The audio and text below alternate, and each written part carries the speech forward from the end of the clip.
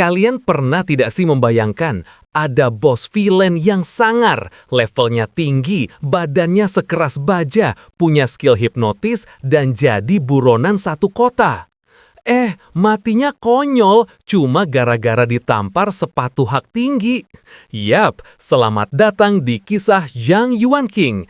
Ini bukan cerita Cinderella yang menunggu pangeran buat berdansa, tapi ini Cinderella versi hardcore. MC kita ini cuma bocah magang level 1 yang nekat buy one lawan pembunuh berantai level 3. Logikanya sih mustahil menang.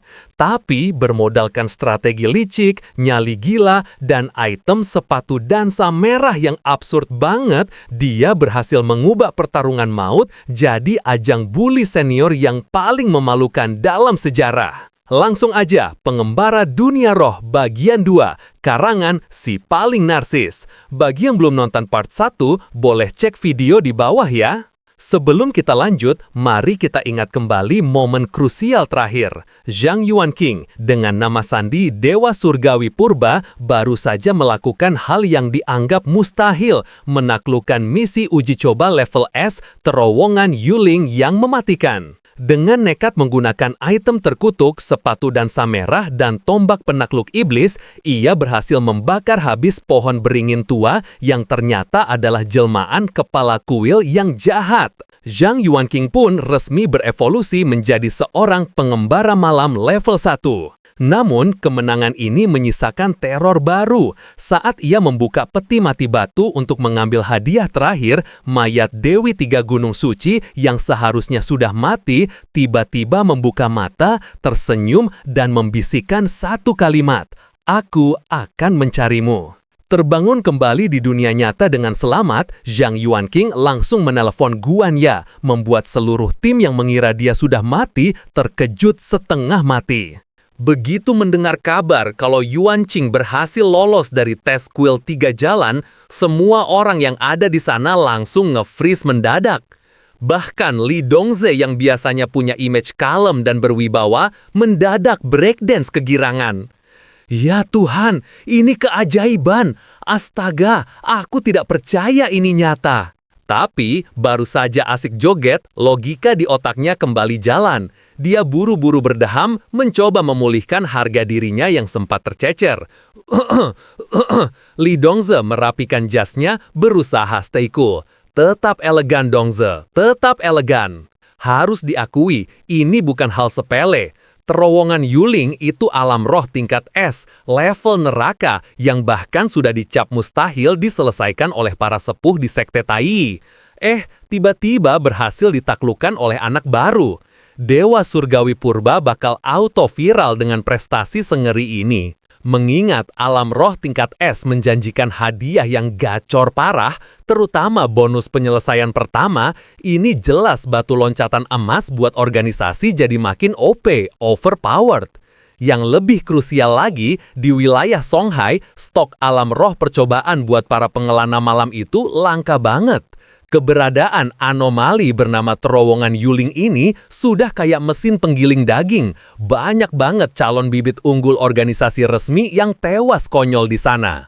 Tapi sekarang, dengan adanya buku panduan walkthrough di tangan Yuan King, panen raya pengelana malam baru tiap tahun bukan lagi mimpi. Biarpun hadiah di masa depan nggak bakal semewah penyelesaian pertama, bagi pihak berwenang, kuantitas pasukan pengelana malam itu jauh lebih berharga. Jelas saja, prestasi ini bakal bikin Dewan Tetua dari Aliansi 5 Elemen langsung melirik tajam ke arah Yuan King. Guan Ya yang ada di situ langsung bertanya penuh rasa ingin tahu, bagaimana caramu melakukannya? Tidak ada yang susah kok, aku lulus dengan mudah, jawab Yuan King santai banget sambil melambaikan tangan memanggil taksi. Nadanya enteng, seolah dia habis jalan-jalan sore di taman, bukan habis taruhan nyawa. Cuma seperti jalan kaki biasa saja. Mendengar tingkat kesombongan selangit itu, Li Dongze malah makin girang. Bagus sekali, kerja bagus, lapor ke markas besar segera, datang sekarang juga. Oke, Yuan King menyahut singkat. Tut, telepon langsung ditutup. Si cowok berkacamata menoleh ke arah bosnya dengan tatapan ngeri. Ketua tim, sepertinya Anda baru saja memungut seekor monster. Mendengar itu, Li Dongze cuma senyum-senyum misterius. Si kacamata lanjut nyerocos. Yuan Qing itu memiliki kekuatan di luar orang biasa. Tidak yakin jenis apa, tapi jelas itu luar biasa. Li Dongze menjawab sambil tersenyum hebar. Monster, itu namanya jenius tahu. Setelah urusan selesai, Li Dongze berbalik badan sambil komat kamit sendiri, sibuk merangkai judul clickbait yang pas buat laporan ke atasan. Sampai di kantor pribadinya, Li Dongze langsung mengetik laporan dengan detail tapi tetap chill. Komandan Fu, ada yang ingin aku laporkan. Sambil mengetik kata demi kata, senyum di wajahnya nggak luntur-luntur. Aku baru saja menerima konfirmasi. Pengelana malam yang aku rekrut telah berhasil menyelesaikan misi percobaan dan kembali ke realitas. Ya, dia menyelesaikan terowongan Yuling. Setelah dibaca ulang dan dirasa sudah mantap, dia menekan tombol kirim. Tapi baru sedetik jari telunjuknya lepas dari layar, tiba-tiba, ting, ting, ting. Suara telepon berdering nyaring. Pas dilihat layarnya, nama Komandan Fu terpampang jelas. Bahkan Li Dongze sampai melongo. Kok cepet banget responnya? Dia langsung mengangkat telepon dengan nada sumringah. Bagaimana komandan? Apa sudah membaca laporanku? Di seberang sana, Komandan Fu menatap keluar jendela kantornya dengan tatapan tajam. Suaranya terdengar tegas. Li Dongze, sebaiknya kamu bisa mempertanggungjawabkan ucapanmu. Li Dongze menjawab dengan pede tingkat dewa. Komandan, aku mengerti betapa tidak masuk akalnya hal ini terdengar. Tapi, aku sendiri baru saja selesai berbicara dengannya di telepon. Tanpa basa-basi, Komandan Fu langsung menembak ke inti masalah. Apa kita punya panduan penyelesaiannya? Belum, dia sedang menyusunnya, lapor Li Dongze. Komandan Fu bersandar di kursi mahalnya. Nadanya berubah lebih santai. Aku tidak berharap banyak, tapi sepertinya kita mendapatkan kejutan yang menyenangkan. Siapapun yang mampu menyelesaikan terowongan Yuling, pastilah orang yang benar-benar istimewa. Lalu, nada suaranya kembali serius, memberikan validasi yang ditunggu-tunggu. Li Dongze, kamu telah merekrut talenta sejati untuk pengawal macan putih. Aku akan melaporkan ini ke Dewan Tetua dan memberikanmu poin jasa yang besar, lanjutnya tegas. Mendengar janji manis itu, Li Dongze rasanya ingin sujud syukur. Oh Tuhan di atas, ini sungguh luar biasa. Mendengar respon heboh dari Li Dongze yang biasanya jaim, Komandan Fu sampai speechless, cuma bisa nyengir heran sambil geleng-geleng kepala. Tapi setelah euforianya mereda, otak strategis Li Dongze kembali bekerja. Dia buru-buru bertanya, haruskah kita merahasiakannya? Komandan Fu menjawab tenang. Itu tidak akan tersembunyi lama. Perekrutan pengelana malam oleh pengawal macan putih di distrik Kangyang sudah diketahui di antara para kapten tim. Selain itu, aliansi 5 elemen dan sekte Tai menandatangani perjanjian. Kapanpun seorang pengelana malam muncul di negara ini, sekte Tai memiliki hak seleksi pertama. Dia menambahkan lagi, perjanjian itu membuat aliansi 5 elemen hampir tidak memiliki pengelana malam, hanya tersisa beberapa yang tersebar. Kenapa repot-repot menyembunyikannya? Sekte Tai sudah memperjelas, mereka tidak menginginkan pengelana malam yang satu ini. Mereka tidak bisa menarik kembali kata-kata itu sekarang. Lalu, sang komandan memberikan instruksi pamungkas. Yang harus kamu waspadai adalah masalah di dalam aliansi itu sendiri. Kita tidak boleh membiarkan insiden perkumpulan ratusan bunga terulang lagi. Kita harus memenangkan hati orang dengan kebajikan. Masih agak loading dengan maksud bos besarnya, Li Dongze bertanya penasaran. Mohon petunjuknya, Komandan Fu. Komandan Fu menjawab santai, seolah sedang mengatakan hukum alam paling dasar. Tambahkan lagi gajinya. Jawaban plot twist ini sukses bikin Li Dongze bengong. Hah? Tambah gajinya? Li Dongze bertanya tak percaya. Apakah itu yang Anda sebut memenangkan hati dengan kebajikan? Di ujung telepon, Komandan Fu, sang sultan sejati, menjawab dengan nada datar tapi menohok relung jiwa. Aku tidak suka menggunakan uang untuk membeli kesetiaan. Kekayaan bisa terkumpul dan tersebar, tapi kebajikan akan berkumpul dan abadi. Nah itu, Komandan Fu makin menegaskan filosofinya. Kebajikan butuh waktu, sedangkan uang kerjanya cepat. Skakmat, Li Dongze cuma bisa kicep. Benar juga sih. Komandan Fu melanjutkan titahnya. Suruh dia menulis panduan penyelesaian lengkap segera. Aku menginginkan informasi inti mengenai kuil Dewa Gunung. Dan mumpung kita sedang membahasnya, ayo kita balas budi baik Sekte Taiyi. Li Dongze yang sudah kalah argumen cuma bisa nurut. Aku mengerti. Bip, telepon ditutup sepihak. Li Dongze menghela napas panjang sambil bergumam. Komandan Fu ini memang sultan sejati. Tidak heran dia salah satu tuan muda dari 4 organisasi utama. Selesai urusan telepon, Li Dongze membuka grup chat manajemen pengelana alam roh distrik Hangyang. Di grup chat kantor yang isinya para elit itu, suasananya lagi panas. Seseorang baru saja memention Li Dongze. King Teng bertanya dengan nada julid, "Ketua tim Li, bagaimana kabar pengelana malam yang baru direkrut itu?" Anggota lain dengan nama akun White Dragon ikut nimbrung. "Wah, itu pukulan rendah banget. Kamu tahu tidak ada yang bisa menyelesaikan terowongan Yuling tapi masih saja dibahas." Muscle King yang pakai foto profil Goku juga ikut memanaskan suasana. "Pasti mati. Kemarin ada orang hilang di terowongan Yuling distrik aku juga. Masih belum ada tanda-tanda." Li Dongze membaca chat itu sambil tersenyum miring. "Tunggu tanggal mainnya. Wahai kaum mendang-mending, kalian pasti iri padaku." Batinnya penuh kemenangan. Dia mengetik balasan dengan gaya sok merendah yang menyebalkan. "Terima kasih atas perhatian kalian semua. Pengelana malam yang baru aku rekrut berhasil menyelesaikan terowongan Yuling." Seketika grup chat langsung meledak. "Li Dongze, jangan bercanda, jawab yang benar." Melihat notifikasi grup yang spamming habis-habisan, Li Dongze cuma senyum santai sambil mengangkat gelas anggurnya dengan gaya elegan bak villain di film. Tiba-tiba, akun Komandan Fu muncul di chat. "The real boss has entered the chat." Komandan Fu langsung mengetik klarifikasi tegas. "Untuk hari ini, penyelesaian pertama terowongan Yuling adalah milik aliansi 5 elemen kita. Aku akan sinkronisasi panduannya ke database nanti. Sebagai alam percobaan tingkat S, tempat itu menghasilkan pengelana malam berkualitas lebih tinggi dari alam manapun. Aku yakin ini akan sangat membantu program pelatihan kita." Satu grup langsung hening, kicep total. Sampai akhirnya grup ramai lagi, tapi kali ini isinya puji-pujian cari muka. "Rasanya ingin mengajak makan malam tim lagi deh." Aku setuju kumpul-kumpul, tapi menurut aku, perkumpulan ratusan bunga tidak usah diundang. Aku penasaran bagaimana pendatang baru itu bisa menyelesaikan terowongan Yuling. Siapapun yang bisa melakukan itu pasti bukan orang sembarangan.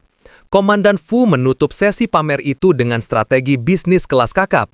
"Aku akan menggunakan panduan terowongan Yuling sebagai daya tawar untuk negosiasi slot pengelana malam dari Sekte Taiyi.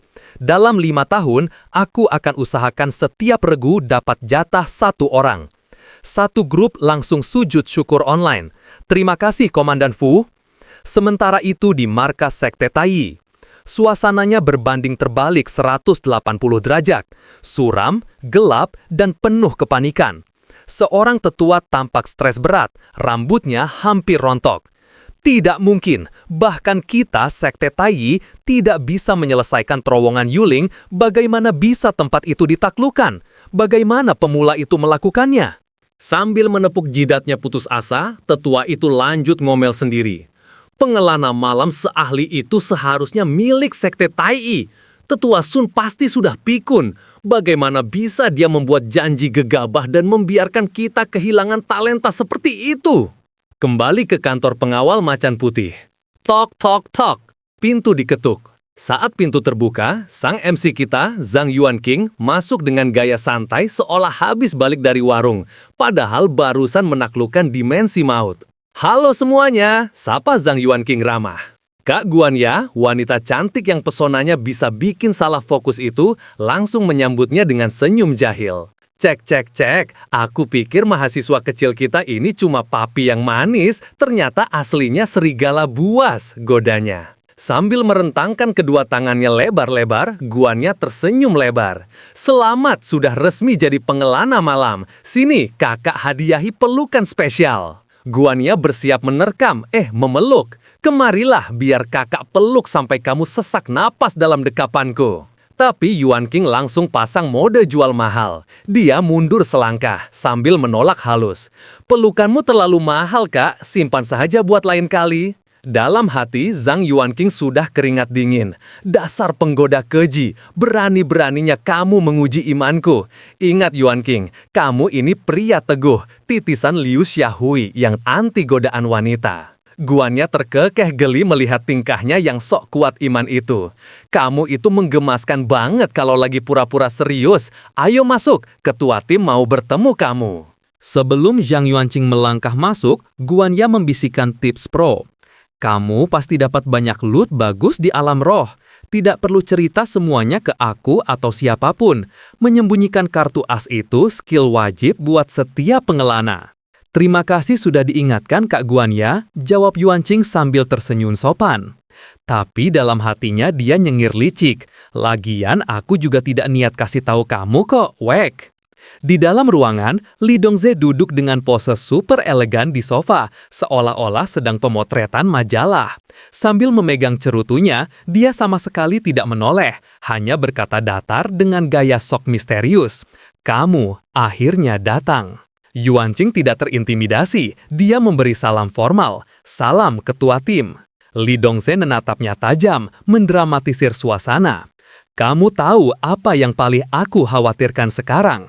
Apa? Bahwa seseorang mungkin menculikmu dalam perjalanan ke sini, pengelana malam kesayanganku, jawab Li Dongze lebay. Mendengar gombalan garing bosnya, Yuanqing cuma menjawab satu kata dengan wajah datar, cola. Li Dongze langsung out of character. Baiklah, Guannya suruh seseorang belikan dia cola. Melihat bosnya diperlakukan seperti pelayan warung, Guannya menoleh ke Yuanqing sambil menggeleng takjub. Oh, status mahasiswa kecil kita ini berubah drastis banget ya, sudah berani memerintah. Setelah suasana sedikit cair, Li Dongze kembali ke mode serius. Kamu melakukan pekerjaan yang sangat bagus. Benar-benar, generasi muda zaman sekarang memang menakutkan. Nanti, aku butuh kamu menulis laporan penyelesaian yang rinci. Perintah Li Dongze. Tidak masalah, jawab Yuanqing santai. Sebelum itu, aku ingin tanya, apa kamu menemukan sesuatu yang tidak biasa di kuil Dewa Gunung? Selidik Li Dongze. Tiba-tiba, pintu terbuka. Wang Tai, si analis data berkacamata yang kaku dan jujur banget, sampai kadang bikin kesal, masuk tanpa permisi. Boleh aku masuk dan mendengarkan? Tanyanya datar. Masuklah, kamu bisa bantu Dewa Surgawi Purba menyusun laporannya sekalian, sahut Li Dongze. Sekadar info, Dewa Surgawi Purba itu nickname Yuanqing di dunia roh, nama yang, cukup berat beban moralnya. 1 jam berlalu, Yuanqing sudah selesai menceritakan garis besar pengalamannya di alam roh. Kurang lebih begitu kejadiannya. Tentu saja, dalam hati dia membatin. Aku skip bagian hadiah eksklusif kartu karakter. Tidak perlulah ya kasih tahu kalau aku dapat sepatu dansa merah. Li Dongze menganalisis sambil memutar-mutar gelas anggurnya. Fajra penakluk iblis yang kamu dapatkan, itu pasti hadiah penyelesaianmu, dan tingkatnya pasti tidak rendah. Kami sering bercanda kalau alam roh itu seperti game, tapi ini jauh lebih nyata. Di alam roh, item itu langka, masing-masing unik. Jelas Li Dongze memberi kuliah singkat. Karena kamu sudah membawa senjata itu keluar, tahap bunuh roh pohon mungkin akan hilang di penjelajahan berikutnya. Tingkat kesulitan terowongan Yuling secara alami akan turun atau kena nerf. Dungeon alam roh berevolusi secara dinamis, Guannya ikut menambahkan. Bawa item keluar, kesulitan turun. Mati di dalam, monster akan menjaramu. Dan kesulitan naik. Contohnya ya, sepatu dansa merah legendaris itu. Guannya lanjut menjelaskan, selain itu, misi juga sangat bergantung pada level. Panduan penyelesaian itu cuma petunjuk dasar. Tetap saja, situasi di lapangan bisa berubah sewaktu-waktu. Tapi Wang Tai, si detektif data, tiba-tiba memotong dengan wajah curiga. Tapi ada yang aneh, berdasarkan deskripsimu, statistik, hadiah, dan informasi itu tidak cocok dengan kesulitan tingkat S. Mampus, Zhang Yuanqing keringat dingin lagi. Wang Tai ini instingnya tajam banget. Apa kamu menyembunyikan sesuatu? Tembak Wang Tai langsung ke ulu hati. Yuanqing panik dalam hati. Woi, santai dong nanyanya. Aku bahkan belum selesai mengarang alasan nih. Aku tidak menyembunyikannya kok. Aku baru saja mau bilang, elak Yuanqing cepat. Otaknya berputar ngebut. Ada peti mati batu di dalam gua selain roh pohon itu. Mata Li Dongzel langsung berbinar tertarik. Peti mati batu, apa isinya? Si detektif data diam saja, fokus mendengarkan sambil jari-jarinya siap mencatat di laptop. Yuanqing menelan ludah, ekspresinya berubah serius. Kali ini beneran serius. Di dalamnya terbaring permaisuri 3 jalan. Saat Atu membuka peti matinya, dia bangun. Perang! Gelas di tangan Li Dongze pecah berkeping-keping karena diremas saking kagetnya. Anggur tumpah kemana-mana. Dia bangun! Teriak Li Dongze histeris, image elegannya hancur seketika. Li Dongze langsung mondar-mandir gelisah seperti setrikaan. Kalau dia benar-benar bangun, maka ada 2 kemungkinan. Dia lanjut menganalisis dengan cepat. 1. Kuil Dewa Gunung naik tingkat jadi dungeon level tinggi. 2. Levelnya turun, tapi dungeon level tinggi baru akan muncul menggantikannya. Bagi para petinggi Sekte Tai, setiap update patch, maksudku, perubahan yang terikat dengan alam roh profesi mereka adalah informasi vital. Li Dongze menyimpulkan. Guanya sambil berpose seksi ikut memanas-manasi Yuanqing. Teruskan ceritanya, semakin vital intelnya, semakin besar bonus organisasi buat kamu. Uang, aku tidak peduli sama materi. Jawab Yuanqing sok idealis, padahal aslinya butuh banget. Dia lanjut menjelaskan, bagaimana ya bilangnya, wanita yang sudah mati berabad-abad itu tersenyum padaku. Dan aku tidak bisa menghilangkan perasaan kalau dia bakal datang mencariku. Rasanya meresahkan banget. Jangan terlalu percaya diri, ledek si analis berkacamata dengan nada datar yang menyebalkan. Di levelmu sekarang, kamu tidak akan berpapasan dengan makhluk setingkat itu. Beda kasta. Zhang Yuanqing menghela napas, wajahnya terlihat sedikit kikuk. Iya juga, untunglah kalau memang begitu.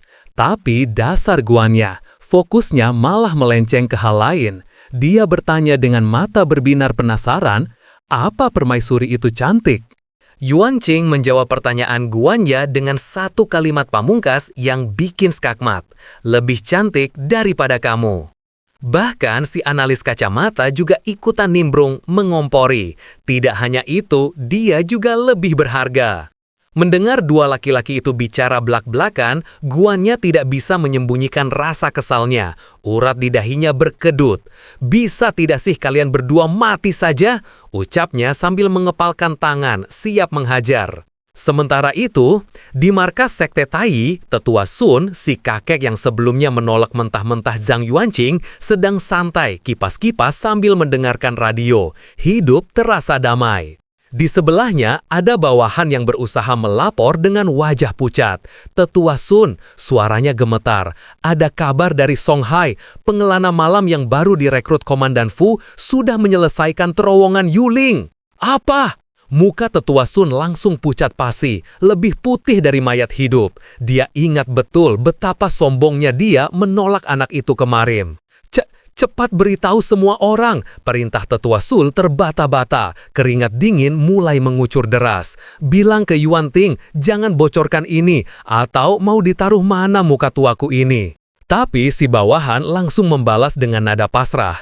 Tapi semua orang sudah tahu tetua, muka tua Anda mungkin sudah hancur lebur, lanjutnya dalam hati. Mendengar itu, Tetua Sun langsung membeku di tempat. Rasanya harga dirinya baru saja runtuh menimpa kakinya sendiri.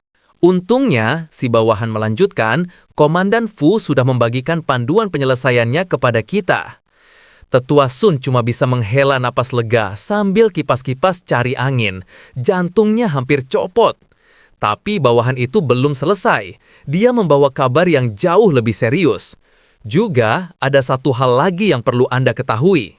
Sambil berkata begitu, dia mendekatkan wajahnya dan menurunkan suaranya menjadi bisikan horor. Pengelana siang kuno telah bangkit. Dek! Mendengar itu, pupil mata tetua Sun langsung melebar. Si bawahan melanjutkan dengan nada berat. Hakim Matahari Merah mengadakan pertemuan darurat. Tetua Sun cuma diam saja, tatapannya kosong seperti sudah pasrah menerima nasib buruk yang akan datang. Kembali ke kantor pengawal Macan Putih, Zhang Yuanqing sedang sibuk membaca data ensiklopedia soal profesinya sendiri di ponsel. Dia fokus membaca deskripsi yang tertera.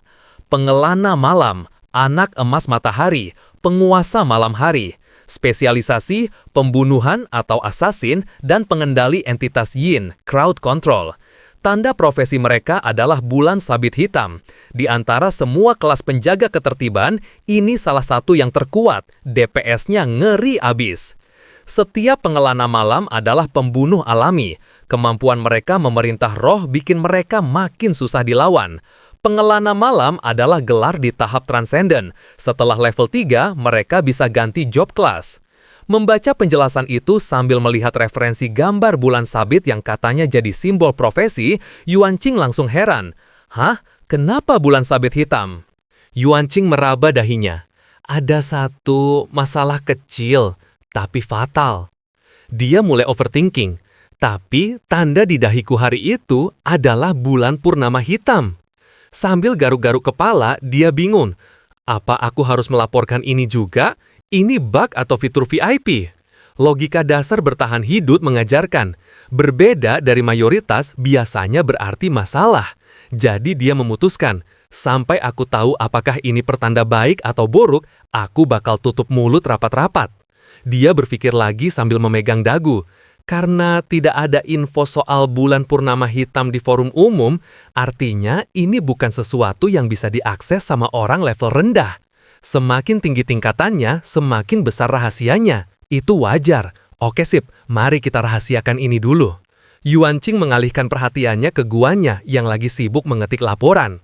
Kak Guannya, aku punya pertanyaan, panggilnya. Aku cek online dan menemukan kalau kuil Dewi Gunung Tiga Jalan itu beneran ada di dunia nyata, tanya Zhang Yuanqing dengan wajah polos. Apa itu artinya Dewi Gunung Tiga Jalan sendiri beneran pernah ada juga di sejarah? Guannya menjawab sambil sedikit menoleh, gayanya santai seperti dosen tamu yang keren. Alam roh itu terletak di antara kenyataan dan ilusi.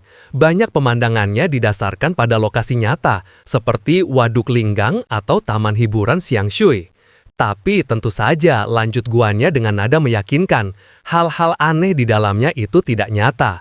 Kalau nyata, dunia ini udah game over dari dulu. Mendengar itu, beban di pundak Yuanqing rasanya langsung hilang. Jadi, walaupun Dewi Gunung Tiga Jalan beneran pernah ada, yang aku lihat itu cuma ilusi di dalam alam roh ya. Syukurlah kalau begitu, itu bikin aku takut setengah mati, seru Zhang Yuanqing sambil menghela napas lega. Dalam hati, dia bersorak girang. Diam saja di sana di dalam alam roh ya nenek tua, jangan berani-berani samperin aku.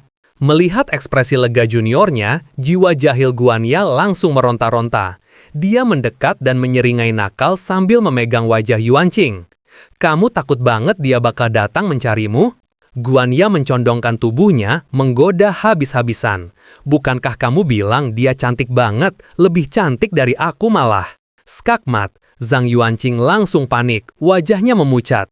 Kak Guannya, jangan pendendam begitu dong, rengeknya memelas. Suasana bercanda itu hancur seketika saat Li Dongze datang membawa kabar buruk. Wajahnya datar, tapi aura seriusnya terasa mencekam. Seorang pengintai pengawal Macan Putih ditemukan tewas di sebuah hotel, lapornya dingin sambil memberi isyarat pada Guannya. Guannya yang tadi masih mode bercanda, langsung berubah 180 derajat menjadi mode profesional. Tatapannya tajam saat menjawab ketuanya. Yuanqing terdiam. Realita pekerjaan barunya mulai terasa berat di pundak. Ini bukan game lagi. Kamu bebas ore ini, perintah seniornya pada Yuanqing. Kembalilah ke sekolah. Oh, oke, jawab Yuanqing singkat. Tapi otaknya masih memproses informasi barusan. Mendengar kabar itu, Yuanqing diam saja, tapi batinnya bergejolak. Seorang pengelana alam roh telah dibunuh. Dia mulai membayangkan skenario terburuk kalau hal itu terjadi padanya. Auto overthinking.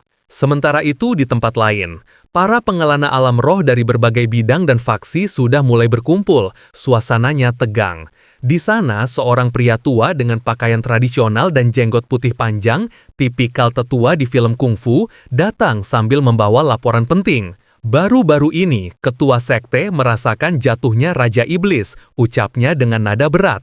Ancaman terbesar kita di dalam sekte Tai sudah hilang. Namun, kartu karakter Raja Iblis belum kembali ke alam roh. Keberadaannya tidak diketahui. Suaranya meninggi sedikit saat membacakan titah selanjutnya. Perintah baru pun turun. Misi selanjutnya adalah mencari penerus Raja Iblis. Si Pak Tua itu lanjut menjelaskan detailnya. Ciri-ciri penerusnya ada 2. Tanda profesi mereka bukan bulan sabit, tapi bulan purnama hitam. Dia memberikan ciri-ciri kedua yang tak kalah penting. Selain itu, setelah menyelesaikan alam roh, mereka menerima hadiah kartu karakter yang tidak bisa didapatkan pengelana malam biasa. Sedangkan sang Raja Iblis kita sekarang sedang sibuk mengayuh sepeda bututnya kembali ke kehidupan normal sebagai mahasiswa kere. Beberapa saat kemudian, dia akhirnya sampai di gedung kampus. 10 menit dari rumah ke sekolah, lumayanlah buat kardio, gumamnya sambil melirik jam di ponsel. Sesampainya di gerbang sekolah, dia melihat kerumunan mahasiswa lagi asik bergosip. Topik panas hari ini, Su Yingying, sang primadona kampus. Aku baru aja lihat Su Yingying di gerbang, bisik salah satu cowok dengan nada julid. Dia lagi menunggu sugar daddy-nya tuh. Temannya langsung ngegas membela. Ngawur, Dewiku tidak mungkin jadi wanita simpanan. Seriusan, setiap hari Senin ada cowok yang jemput dia pakai mobil seharga ratusan ribu. Aku lihat sendiri minggu lalu. Timpal si penyebar gosip ngotot. Baru saja memarkirkan sepeda, Yuanqing langsung dipanggil temannya. Woi Yuanzi, kita ada kelas lab sore ini, kelompok 1. Oke, siap, jawab Yuanqing santai. Sambil berjalan masuk, Yuanqing merenung melihat drama picisan di gerbang sekolah. Dalam hatinya, dia cuma bisa mencibir sinis. Bahkan kembang kelas pun sudah jatuh, masyarakat sekarang memang sakit. Keesokan paginya, di sebuah hotel mewah yang biasa dipakai para elit pengelana untuk menginap atau ngumpet, suasana sedang mencekam. Pagi yang cerah dirusak oleh garis polisi kuning yang membentang di depan lift. Klik-klik. Suara shutter kamera tim forensik menggema, mengabadikan pemandangan mengerikan di dalam kamar. Di dalam kamar, pemandangannya disturbing banget. 2 jasad bersimbah darah, pria dan wanita tergeletak tak bernyawa. Di antara para penyelidik, Li Dongze dan Guania berdiri dengan ekspresi serius. Guania mulai memaparkan temuannya. Korban pria, Chao Yingjun, konsultan Biro Keamanan Publik Jalan Xiangshui, sekaligus anggota pengawal macan putih, pengintai tingkat 2. Korban wanita, Liu Xiaoe, warga sipil, statusnya simpanan Chao Yingjun. Guania melanjutkan analisisnya sambil menunjuk ke arah 2 mayat itu. Kondisinya aneh banget. Tidak ada tanda-tanda perlawanan di ruangan ini dan tidak ada bukti pembersihan TKP. Seolah-olah si pembunuh masuk, satset, lalu pergi. Kedua korban tewas akibat 1 tusukan tepat di jantung, bersih, rapi, tanpa siksaan fisik yang terlihat di tubuh. Tapi, ada satu detail dewasa yang janggal, lanjut Guania dengan nada risih. Di tempat sampah, cuma ditemukan 2 kondom bekas, tapi dari kotaknya hilang 3. Jadi, Liu Xiaoe kemungkinan besar dilecehkan sebelum dibunuh. Li Dongze langsung memutar otaknya. Ini bukan kasus kriminal biasa. Anggota aliansi 5 elemen dibunuh. Petugas keamanan sudah memeriksa rekaman pengawas, tidak ada jejak pembunuh keluar maupun masuk. Li Dongze menyimpulkan dengan wajah serius, dia pasti punya cara untuk menghindari kamera. Penilaian awal, pembunuhnya adalah penjelajah alam roh. Tapi siapa yang senekat itu menyenggol organisasi resmi? Guania bertanya heran. Cari mati namanya. Penjelajah biasa tidak akan berani membunuh anggota resmi seperti kita. Mungkinkah ini ulah penjelajah dari profesi jalur jahat? Li Dongze memberi instruksi tegas, mulai dengan menyelidiki hubungan sosial Zhao Yingjun belakangan ini. Kalau ini benar ulah penjelajah jalur jahat, situasinya jadi jauh lebih serius. Tiba-tiba, dia teringat sesuatu. Bagaimana dengan kekuatan tempur Zhao Yingjun? Sambil membuka data di ponselnya, Guania menjelaskan, Zhao Yingjun memiliki artefak pertahanan. Nah, ini dia poin mengerikannya. Guanya lanjut menjelaskan dengan nada khawatir. Zhao Yengjun itu pengintai tingkat 2. Meski bukan kiper petarung garis depan, membunuhnya diam-diam tanpa memicu artefak pertahanannya dan tanpa bikin keributan itu susah banget. Dari situ saja, kita sudah bisa menebak level si pelaku, kata Guannya, keringat dingin mulai menetes. Tiba-tiba, penyidik lain masuk terburu-buru membawa laporan. Ketua, laporan terbaru sudah kami dapatkan. Penyidik itu menyerahkan laporannya sambil menjelaskan. Ternyata Zhao Yengjun ini playboy kelas kakap, punya banyak simpanan, kebanyakan mahasiswi yang dia biayai. Selain itu, Zhao selalu gonta-ganti hotel untuk menutupi jejaknya, tapi si pembunuh bisa tahu lokasi eksak alamat dan nomor kamarnya. Li Dongse langsung menyimpulkan dengan cepat, artinya pembunuh itu mengenal dia dengan baik atau sudah menguntitnya sejak lama. Dia melirik laporan soal para wanita itu. Orang yang paling mengenalmu adalah wanita di tempat tidurmu. Memikirkan kemungkinan yang terjadi, Li Dongse langsung merasa tidak enak. Kenapa pembunuh itu menyiksa Zhao? Apa yang ditanyakannya? Apa yang dia temukan? Li Dongse berhenti sebentar, mengatur napas, lalu melanjutkan. Aku tidak tahu tujuannya balas dendam atau apa, tapi kita harus selidiki ini sampai ke akar-akarnya. Mendengar kekhawatiran bosnya, Guannya langsung menyarankan. Kita bisa memanggil Yuan Ting. Jika dia memakan jiwa Zhao Yengjun, dia bisa mengakses memorinya juga. Dengan begitu, kita bisa tahu siapa pembunuhnya secara instan. Tapi, Li Dongse menghela napas panjang, terlihat frustrasi. Dia menoleh ke Guannya dan menjelaskan, Sekte Taiyi telah memanggil seluruh pengelana malam resmi ke ibu kota untuk sebuah rapat dewan mendadak. Yuan Ting tidak ada di Songhai.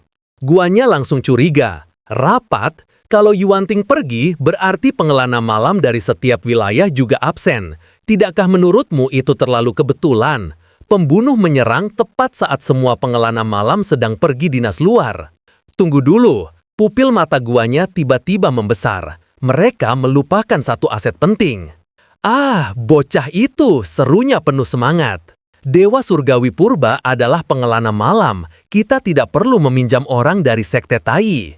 Dia langsung menoleh ke Li Dongse dengan antusias. Aku akan menghubunginya sekarang juga. Pindah ke Yuan Xing yang lagi berusaha fokus di kelas. Dosen sedang menjelaskan materi di depan, sementara mahasiswa lain pura-pura mendengarkan. Sedangkan Yuan Xing sendiri, dia malah asik browsing forum internal organisasi di kolong meja, mencoba mencari info soal level di atas Saint Stage, level 46. Tapi baru saja mau buka linknya, layar HP menampilkan tulisan merah menyebalkan. Akses ditolak, izin tidak mencukupi. Hah dah, aku benci konten yang dikunci paywall atau izin begini, keluh Yuan Xing dalam hati. Nasib jadi kroco level rendah memang susah, serba dibatasi. Tiba-tiba, HP-nya bergetar kencang. Bas. Telepon dari Kak Guannya masuk di tengah perkuliahan. Yuan Xing panik, buru-buru mengangkat telepon sambil merunduk di bawah meja. Dia berbisik pelan, Kak Guannya, aku lagi di kelas nih. Dalam 20 menit, temui aku di gerbang sekolah. Aku akan menjemputmu. Perintah Guannya tanpa basa-basi langsung menutup telepon. 20 menit kemudian, Yuan Xing sudah berdiri di luar gerbang kampusnya. Di sana, dia melihat Guannya yang sudah menunggu di samping mobil mewahnya dengan gaya badass. Masuk, kata Guannya singkat. Bukankah kakak sedang menyelidiki pembunuhan pengintai itu? Tanya Yuan Xing polos saat masuk ke mobil. Guannya langsung to the point. Kami butuh pengelana malam untuk melahap roh korban dan mengambil ingatannya. Kamu sanggup melakukannya kan? Yuan Xing agak ragu. Sepertinya begitu. Aku bisa mencobanya. Melahap roh sih tidak susah. Itu kemampuan bawaan pengelana malam. Tapi soal membaca ingatan, aku belum pernah benar-benar melakukannya, jadi aku tidak bisa menjamin 100%. Coba saja dulu, jawab Guannya santai sambil mulai menyetir. Mobil baru saja mau jalan, Yuan Xing tiba-tiba menoleh ke jendela, melihat pemandangan familiar di pinggir jalan. Ada cewek cantik banget, Su Yingying, kembang kampus pujaan semua pria. Dia berdiri sendirian, dandan full branded dari ujung kepala sampai kaki, terlihat sedang menunggu seseorang. Yuanqing melihat pemandangan itu cuma bisa membatin dingin. Lihat dia, barang bermerek dari kepala sampai kaki, dunia ini memang materialistis. Beberapa saat kemudian, mereka sudah sampai di kamar mayat yang dingin. Li Dongze sudah menunggu di sana, berdiri tegak dengan setelan jas mahalnya, tetap menjaga image elegan bahkan di tempat sesuram ini. Kamu bisa mulai, perintah Li Dongze tenang. Zhang Yuanqing berdiri di samping jasad Zhao Yingjun yang pucat pasi. Dia menarik nafas dalam, memusatkan konsentrasi. Perlahan, matanya mulai bersinar biru menyala, efek visual yang cukup keren kalau ini film. Energi spiritual merembes keluar dari tubuhnya, menyelubungi mayat itu, dan menarik sisa-sisa rohnya keluar. Perlu diketahui, setelah kematian, sebagian besar kesadaran manusia akan memudar, menyisakan roh yang tumpul dan fragmentaris. Hanya obsesi terkuat yang tersisa. Biasanya, ingatan yang paling dekat dengan momen kematian adalah yang paling jelas dan paling mudah diakses. Zhang Yuanqing membuka mulutnya, lalu, dia melahap sisa roh Zhao Yingjun sampai tetes terakhir. Sesaat kemudian, pandangan matanya mulai kosong. Auranya berubah dingin. Dia mulai login ke dalam sisa-sisa memori si mayat. Dunia di sekitar Zhang Yuanqing berubah menjadi rekaman memori hitam putih yang penuh noise. Kesabaranku sudah habis, terdengar suara berat seorang pria, penuh ancaman. Buk, buk, buk. Suara hantaman benda tumpul terdengar dari segala arah. Diiringi suara itu, terlihat sosok wanita yang tergeletak lemas di lantai. Tubuhnya meringkuk ketakutan. Sebaiknya kamu bersikap baik dan jawab dengan jujur, bentak suara pria itu lagi. Perlahan, kesadaran Yuanqing benar-benar tenggelam ke dalam sisa-sisa ingatan itu.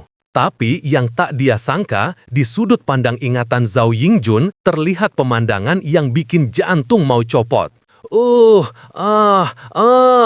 Terdengar suara desahan dan tangisan wanita dari arah belakang. Saat Zhao Yingjun menoleh, ada seorang wanita tanpa busana sedang meringkuk dan menangis terseduh-seduh di lantai. Yuanqing yang melihat memori itu dari sudut pandang orang pertama langsung syok berat. Wanita, telanjang, batinnya kaget setengah mati. Wajahnya langsung merah padam sampai ke telinga, napasnya jadi tidak beraturan. Ketua tim protes Yuanqing dalam hati dengan wajah memerah. Kenapa Anda tidak memberikan disclaimer soal konten dewasa di TKP? Aku ini masih di bawah umur, woi. Tapi belum sempat dia memproses adegan panas itu, tiba-tiba sebilah pedang tajam muncul di depan wajahnya.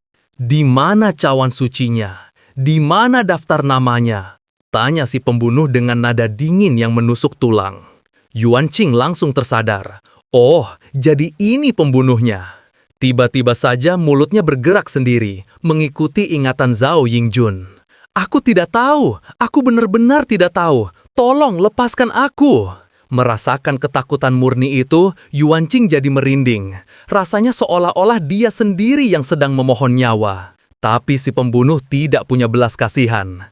Aku sudah memberimu kesempatan, dan kamu menyia-nyiakannya. Dia mengulang kalimat itu seperti mantra kematian. Aku sudah memberimu kesempatan, dan kamu menyia-nyiakannya. Matanya menatap tajam, penuh niat membunuh. Jelep! Sesaat kemudian, bilah pedang itu menghunjam tepat ke jantung. Tubuh Zhao Yingjun langsung ambruk lemas ke lantai. Pandangannya mulai kabur, tapi dia masih bisa melihat pemandangan mengerikan di depannya. Pria yang baru saja menikamnya, kini berjalan mendekati si wanita yang ketakutan, lalu mulai melecehkannya tanpa ampun. Sesaat kemudian, blar! Dunia kembali berwarna. Zhang Yuanqing membuka matanya, tubuhnya bercucuran keringat dingin. Napasnya berburu seperti habis lari maraton. Meski masih dalam kondisi syok berat, insting profesionalnya mengambil alih. Aku melihat wajah pembunuhnya.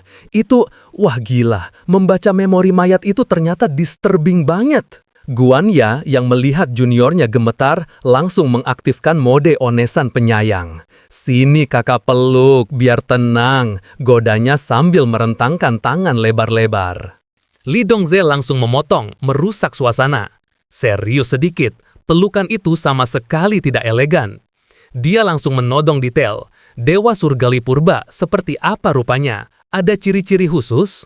Yuan Qing mulai mendeskripsikan profil pelaku layaknya profiler kriminal handal. Jenis kelamin, pria, umur sekitar 30-35 tahun.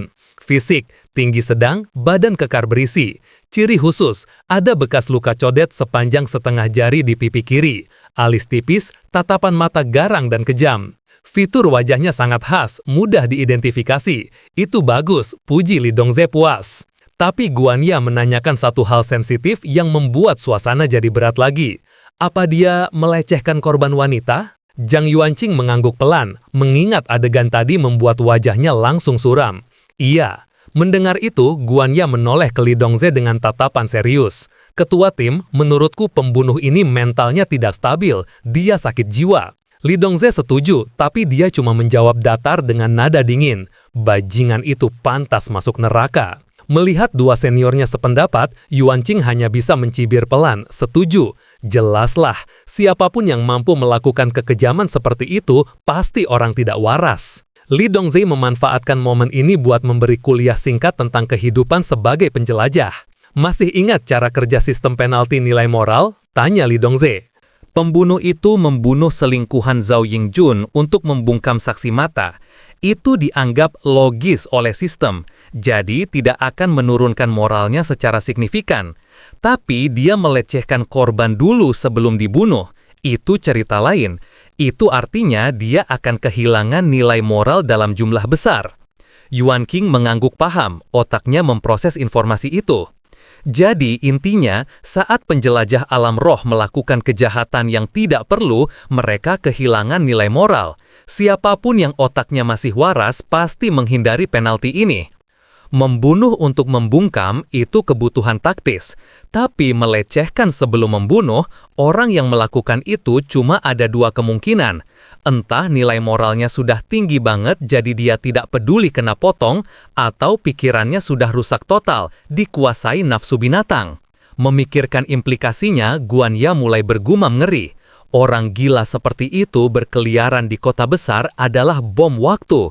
Dia menegaskan, bahkan jika nilai moral turun di bawah 60 dan alam roh membeberkan lokasinya, dalam jeda waktu sebelum tertangkap, pembunuh berkekuatan super bisa membantai satu blok kota. Dia menatap Yuan Qing dengan tatapan lembut namun serius. Alam roh itu penuh bahaya, tingkat kematiannya tinggi, bahkan yang selamat sering bawa luka psikologis. Kalau kamu merasa mentalmu mulai goyah, langsung bilang, organisasi akan atur sesi konseling psikologis. Mendengar peringatan itu, Yuan Qing menjawab patuh, "Oke, aku mengerti." Ngomong-ngomong, apa mereka menemukan DNA pembunuh di TKP? Tanya Yuan Qing, teringat sesuatu. Guanya menggeleng pelan. Sayangnya, si pembunuh jago banget bersih-bersih jejak, jadi nihil, bersih total. Mendengar itu, Yuan Qing sedikit kecewa. Dia membatin, kalau ada sisa sedikit saja, aku sebenarnya bisa melacak pakai item sepatu dansa merah, tapi sayang sekali. Li Dongze kembali ke topik utama. Di memori Zhao Yingjun, apa kamu melihat hal lain? Yuan Qing teringat kata kunci misterius tadi. Ya, pembunuh itu menginterogasinya, bertanya tentang lokasi, cawan suci, dan daftar nama. Li Dongze dan Guanya saling pandang, bingung. Cawan suci dan daftar nama, apa mereka memberitahu bentuk atau spesifikasi lain? Tanya Li Dongze cepat. Tidak ada, jawab Yuan Qing blak-blakan. Li Dongze menyimpulkan sambil memijat pelipisnya. Kalau begitu, kasus ini lebih rumit dari dugaan kita. Zhao Yingjun menyembunyikan banyak hal dari kita. Meski misteri makin dalam, Li Dongze tetap mengapresiasi kerja keras MC kita. Kerja bagus, kamu mengungkap petunjuk kunci. Setelah kita menangkap atau menghabisi pembunuh itu, aku pastikan kamu dapat kredit poinnya. Sekarang, pergi dengan Guanya dan bantu buat sketsa wajah tersangka, perintah Li Dongze. Baik ketua tim, Yuan Qing langsung bersiap keluar. Tapi, sebelum dia pergi, Li Dongze menambahkan satu perintah yang agak lain. Oh, satu lagi, bawa dia untuk cari setelan jas yang pantas. Dia akan memakainya mulai sekarang saat bertugas. Siap, jawab Guanya semangat. Sampai di lorong, Guanya langsung menjelaskan sambil senyum-senyum. Kamu harus pakai pakaian formal di kantor mulai sekarang. Ya, aku tahu, organisasi besar selalu punya SOP berpakaian, kata Jang polos. Bukan, potong Guandia cepat. Itu bukan aturan organisasi, itu murni permintaan pribadi ketua tim. Katanya baju kasual itu tidak elegan dan merusak pemandangan. Mendengar alasan konyol itu, Yuan King langsung ilfil. Dalam hatinya dia mencibir. Apa hubungannya elegan sama kerjaan lapangan, woi? Tapi setelah melirik Guania yang selalu tampil stunning, dia berubah pikiran. Entahlah, aku rasa itu benar, seorang pria memang harus hidup dengan elegan. Sambil berjalan di lorong bareng Guania, Yuan King iseng mengecek panel statusnya. Nama, Dewa Surgawi Purba. Profesi, pengelana malam. Level 1. Skill, penjelajah malam, pelahap roh, roh matahari. Nilai moral, 60, awal. Melihat statusnya, mata Yuan King berbinar. Pengalamanku naik dari 42% jadi 44%. Badannya terasa enteng, energi yin makin kuat mengalir. Nikmat mana lagi yang kau dustakan? Dia langsung menoleh dengan sombong ke arah seniornya. Kak Guania, aku dapat 2% pengalaman cuma dari makan roh tadi. Mendengar itu, Guania menatapnya heran. Kalian pengelana malam bisa jadi kuat dengan melahap roh, itu fakta. Tapi anehnya pengelana malam dari sekte Tai kok kayaknya anti banget melakukan itu ya. Tiap kali disuruh komunikasi sama roh, muka mereka suram banget kayak orang sembelit. Yuan King juga ikut bingung. Loh, kenapa begitu? Guania mengangkat bahu santai. Mana ku tahu, aku kan cuma pengintai kecil yang lemah dan tidak berdaya. Yuan King langsung kasih tatapan bombastic side eye. Omong kosong, biarpun pengintai bukan tipe petarung murni, statistik dasar level 2 pasti bisa meremukan aku dengan satu jari kan? Lagi pula kalau sudah level 4 dan ganti kelas, kemampuan tempur solo kalian itu mengerikan. Apakah kak benar-benar selemah itu? Tanya Yuan King menantang sambil menyeringai jahil. Guania mendadak berhenti berjalan. Dia menatap Jang Yuan King dengan senyum menggoda yang memancarkan aura bahaya. Bagaimana kalau kamu biarkan kakak latihan sedikit sama kamu buat membuktikannya? Tawar Guania lembut tapi mematikan. Yuan King langsung panik, radar bahayanya berbunyi nyaring. Jangan dong, aku ini masih anak-anak, teriaknya sambil mengibaskan tangan, mundur teratur. Kembali ke kantor, tim forensik geraknya cepet banget alias gercep. Sebuah sketsa wajah sudah terpampang jelas di layar monitor besar. Wajah pria dengan bekas luka di pipi dan tatapan dingin yang bikin merinding. Yuan King menatap sketsa itu dengan serius, membandingkannya dengan ingatan mengerikan yang baru saja dia lihat. Ada kemiripan sekitar 70–80%. Kalau begitu sudah dikonfirmasi, sahut Guania yakin. Nama orang ini adalah Ou Xiangrong dari Louxi, Provinsi Jiangnan. Dia penduduk lama Songhai. Guania membacakan catatan kriminalnya bak detektif pro di serial TV. Dia pernah dipenjara tahun 2012 karena kasus penyerangan disengaja, lalu menghilang tanpa jejak setelah dibebaskan.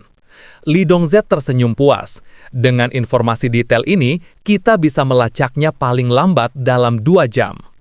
Yuan King, MC kita yang masih newbie, langsung melongo. Secepat itu. Sambil menyiapkan peralatan misinya, Guania menjawab santai. Kamu harus memiliki keyakinan pada kemampuan pejabat dan jaringan pengintai kami. Kami bukan amatiran.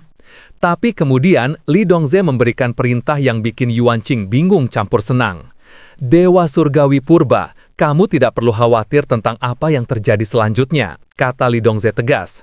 Meskipun pengelana malam punya potensi kekuatan tempur tinggi, saat ini kamu masih kurang keberanian dan ketahanan psikologis layaknya prajurit sejati. Li Dongzhe menatap dingin, tapi ada rasa peduli di sana. Kamu dibebas tugaskan untuk hari ini. Pulanglah. Siap, dimengerti, jawab Yuan King dengan wajah sumringah. Dalam hati, Yuan King bersorak kegirangan. Kerja gampang, bayaran gede, bos pengertian, pekerjaan tetap ini memang nikmat banget. Saat naik lift, Guania mengajukan pertanyaan kritis ke bosnya. Ketua tim, apa menurutmu dia mungkin sudah kabur dari Songhai? Bagaimanapun juga, dia baru saja membunuh seorang penjelajah alam roh resmi. Risikonya terlalu besar. Li Dongzhe menggeleng tenang. Dia tidak akan kabur. Bukankah Dewa Surgawi Purba bilang dia sedang mencari cawan suci dan daftar nama? Sampai dia menemukannya, dia tidak akan pergi dengan mudah, tegas Li Dongse. Mendengar itu, Guanya jadi penasaran. Cawan suci, daftar nama, benda apa itu sebenarnya? Kenapa dia mencarinya sampai senekat itu? Li Dongse mencoba berpikir, tapi menggeleng. Aku tidak tahu, kita baru akan tahu jawabannya setelah kita menangkapnya hidup-hidup. Sementara itu, Yuan King sudah pulang ke rumahnya. Di meja makan, bibinya, Jiang Yuer, malah bertanya ke ibunya yang sedang menyiapkan makan malam. Bu, apa rumah sakit tempatku kerja itu berhantu ya? Tanyanya dengan wajah takut. Berhantu? Benarkah? Ibunya tampak skeptis. Ah, omong kosong apa itu? Jangan menakut-nakuti diri sendiri. Yuer lanjut menjelaskan sambil merinding. Tapi Bu, Suster Jo dari departemen kami sedang jaga malam kemarin. Dia mendengar tawa anak kecil dari kantor yang kosong. Pas dia masuk buat mengecek, suaranya berhenti tiba-tiba. Yuan King yang sedang makan diam saja, tapi telinganya dipasang tajam mendengarkan cerita horor bibinya. Terus pas dia ke kamar mandi, lanjut Yuer dengan suara bergetar, dia melihat bayi menempel di bahunya lewat cermin. Dia ketakutan setengah mati sampai pingsan. Yuer makin semangat cerita yang ngeri-meri. Dan bukan cuma Suster Jo, teman kerja shift malam lain juga bilang kadang mereka dengar cekikikan anak kecil saat larut malam. Semua orang bilang itu pasti roh anak hasil aborsi yang tidak mau pergi, gentayangan di lorong rumah sakit mencari ibunya. Si ibu yang mendengar ceritanya jadi ikut ngeri. Seram banget, jangan-jangan itu beneran.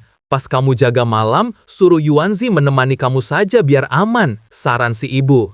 Yuan King yang lagi asik makan cuma tersenyum tipis penuh arti. Dalam hati dia berpikir, sepertinya rumah sakit adalah tempat farming yang bagus buat naikin level. Malamnya, Yuan King sudah siap-siap pergi ke rumah sakit. Tujuannya cuma satu, grinding EXP. Sebelum memasuki alam roh berikutnya, sangat penting untuk memperkuat diriku, batin Yuan King penuh tekad. Skill melahap roh saat ini adalah cara terbaik dan tercepat buatku naik level. Bahkan jika berhadapan dengan level 1 yang sama, perbedaan antara 99% EXP dan 1% itu bagaikan langit dan bumi.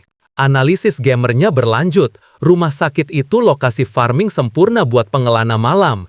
Kelahiran, penuaan, penyakit, dan kematian, semua siklus hidup terjadi di sini. Stok roh pasti melimpah. Sebenarnya, kamar pembakaran mayat juga bagus, Lih, tapi tempat itu ada di pinggiran kota, terlalu ribet akses ke sananya, ongkos mahal. Sambil terus berjalan menyusuri lorong rumah sakit, dia jadi heran.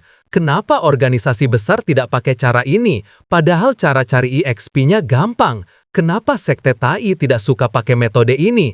Apa karena kode etik, takut merusak kebajikan karma mereka, atau ada alasan lain yang belum aku tahu?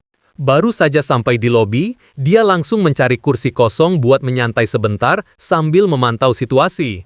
Dia membuka ponselnya untuk mencari informasi terbaru. Baru saja browser terbuka, notifikasi berita hangat langsung muncul di beranda. Trending, hashtag dicari, siluman pemikat level 3, Oh Xiangrong. Melihat judul berita yang sangat dia kenal itu, Yuan Qing langsung membuka artikelnya dengan cepat. Postingan buronan resmi terpampang jelas. Oh Xiangrong, siluman pemikat level 3, membunuh pengintai pengawal macan putih Zhao Yingjun pada 18 April. Pada 19 April, pukul 19.55, dia lolos dari pengepungan pasukan alam roh distrik Kangyang. Pria ini memiliki kekuatan jahat yang mengerikan. Dia bukan siluman pemikat biasa. Meski terluka parah, dia masih buron dan sangat berbahaya. Status, hampir kehilangan kendali, amuk. Perintah, eksekusi di tempat saat terlihat. Hadiah, 50.000 yuan untuk info valid, 100.000 yuan untuk konfirmasi pembunuhan. Kolom komentar netizen langsung membludak panik. Bercanda ya, orang berbahaya kayak gitu lepas. Tim Kangyang kerjaannya apa sih? Kalau dia ngamuk dan mulai membantai warga sipil sebelum kita sampai, jalanan bakal banjir darah, woi. Seluruh negara bakal menertawakan kita, karena gaji gede buat apa coba? Tamatlah kita semua. Yuan Qing yang membaca itu langsung berpikir keras. Oshang Rong kabur, tim ketua Li pasti sudah mengejarnya mati-matian. Sayang banget, efisiensi pelacakannya hebat, tapi eksekusi penangkapannya buruk, gumamnya kecewa. Otaknya kembali berputar mencari peluang. Tetap saja, karena mereka sempat bentrok isik, darah atau jaringan tubuhnya pasti tertinggal di lokasi kejadian. Mungkin Atu bisa pakai sepatu dansa merah buat melacaknya?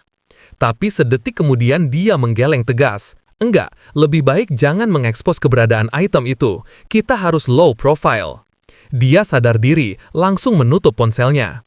Aku cuma pengelana malam level 1, cuma kroco di antara para raksasa penjelajah alam roh. Kalau ada yang tahu aku punya item tipe aturan, aku bakal menarik perhatian yang tidak diinginkan. Bisa-bisa aku yang diburu. Prinsip hidup MC yang baik adalah better safe than sorry, mending main aman daripada menyesal belakangan. Tapi baru saja dia bernapas lega, matanya tiba-tiba menangkap sesuatu. Di depannya, roh-roh transparan mulai bermunculan satu persatu. Waktunya pesta XP, serunya dalam hati. Melihat roh kakek tua yang gentayangan dengan wajah sedih, hati Yuanqing jadi iba. Dalam hatinya dia membatin. Wajah penuh penyesalan itu, bahkan setelah mati pun dia tidak bisa tenang dalam damai. Biar aku bantu bebaskan sekalian. Tanpa basa-basi, dia langsung mengaktifkan skillnya dan mulai menghisap sisa roh yang berkeliaran. Hirup sedikit, Sesaat kemudian, roh kakek tua itu langsung tersedot masuk ke mulutnya seperti asap vape. Sambil memejamkan mata, dia bersiap menahan efek samping dari menggunakan kemampuan ini. Saat matanya dibuka lagi, pemandangan hitam putih yang familiar langsung muncul. Matanya menyala biru dan dia mulai sync dengan memori si kakek. Di dalam memori itu, dia melihat si pak tua tadi sedang tergeletak lemas di tanah. Tetes demi tetes air mata mengalir, emosi dan ingatan sang kakek membanjiri pikiran Yuanqing satu persatu. Sang kakek terbatuk-batuk hebat sampai rasanya paru-paru mau copot. Dada terasa sangat sesak, seperti ada batu besar yang menindihnya. Nafasnya mulai terengah-engah, sampai akhirnya adegan berpindah ke rumah sakit, di mana dia terbaring lemah dengan alat bantu pernafasan. Aku tidak akan merokok lagi, janji si kakek sambil menangis sedih penuh penyesalan di akhir hayatnya. Cukup, aku tidak bakal merokok lagi. Yuanqing refleks berteriak keras, tersadar dari ingatan sang kakek. Saat sadar dia baru saja berteriak histeris di tengah lobi rumah sakit, dia langsung kicep. Di depannya, beberapa dokter, perawat, dan pasien yang lewat menatapnya dengan tatapan aneh dan kaget. Tatapan mereka seolah berkata, "Ngapain nih bocah teriak-teriak sendiri terus batuk-batuk keras banget di lobi? Orang gila baru?" Melihat itu, Yuanqing nyingir canggung sambil menggaruk kepala yang tidak gatal. Rokok itu buruk buat paru-paru, jangan ditiru ya. Rokok itu membunuhmu. Setelah drama batuk selesai dan orang-orang mulai bubar, dia membuka layar sistem buat mengecek statusnya. Di sana tertera, log pengalaman 44,5%. Dalam hatinya, Yuanqing langsung berhitung cepat. Roh Zhao Yingjun kasih 2% XP, manusia biasa cuma kasih 0,5%. Jadi, melahap roh biasa cuma bakal numpuk sedikit-sedikit seiring waktu. Butuh grinding keras nih. Tapi, Yuanqing tidak putus asa. Dia melihat sekeliling, masih banyak roh gentayangan di rumah sakit ini. Stok melimpah. Di sekelilingnya, para roh gentayangan itu berjalan tanpa tujuan seperti NPC yang glitch. Meski tahu efek sampingnya bikin sedikit mual dan emosional, tapi Yuanqing tetap lanjut. "Ayo, sini, makin banyak, makin bagus," serunya girang bukan main dalam hati. Melihat hantu gentayangan seorang pria muda, Yuanqing bergumam lapar. Orang ini kelihatan lezat banget, energinya tebal, batinnya. Seruput, sudut. Dia langsung mulai menyedot roh pria muda itu tanpa ampun. Hantu itu tersedot masuk ke mulut Zhang Yuanqing. Seketika, Yuanqing langsung bisa merasakan energi roh itu mulai menyatu dengan tubuhnya. Nikmat! Tiba-tiba, pandangan Yuanqing berubah drastis. Dia sync ke dalam memori hantu barusan. Suasananya kacau balau, persis seperti after party yang kelewat liar. Woi bro, kamu kebanyakan minum, sudah tidak bisa berdiri tuh. Untung temanmu ini setia memapah kamu. Yuan Qing lewat mata si hantu merasa pandangannya berputar karena efek mabuk di ingatan itu. Tapi dia masih bisa mendengar suara pria tadi dengan jelas. Wah, kamu mabuk berat ya. Aman tidak ya kalau semabuk ini? Si teman langsung melepas sepatu cowok roh ini pelan-pelan. Melihat adegan ini, Yuan Qing malah kagum sendiri. Nah ini nih definisi sahabat sejati. Pulang mabuk masih diurusin, batinnya salut. Tapi semakin lama, tingkah laku si teman itu mulai mencurigakan. Dia melepaskan celana si cowok roh, mengekspos burungnya tanpa ragu. Tidak cuma itu, dia bahkan mulai melucuti baju atas cowok itu, lalu membelainya dengan sentuhan yang terlalu lembut untuk sesama bro. Otak Yuan Qing langsung meledak. Tunggu, hold up, ini bukanlah teman yang baik. Bahkan si cowok roh mulai mendesah saat dipegang-pegang begitu. Dalam mabuknya, dia malah mengira kalau dia lagi dimanja sama pacarnya sendiri. Yuan Qing langsung syok berat, mentalnya terguncang. Bro, kamu ngapain? Tidak, gawat, jangan-jangan otak orang ini miring. Si teman cowok malah mengambil botol pelumas, lalu mengoleskan minyak itu ke tangannya dengan gerakan yang bikin merinding. Sambil mendekatkan wajahnya, si teman berbisik horor. Nungging sedikit, biar ku kasih minyak, kata si teman dengan nada yang sus banget.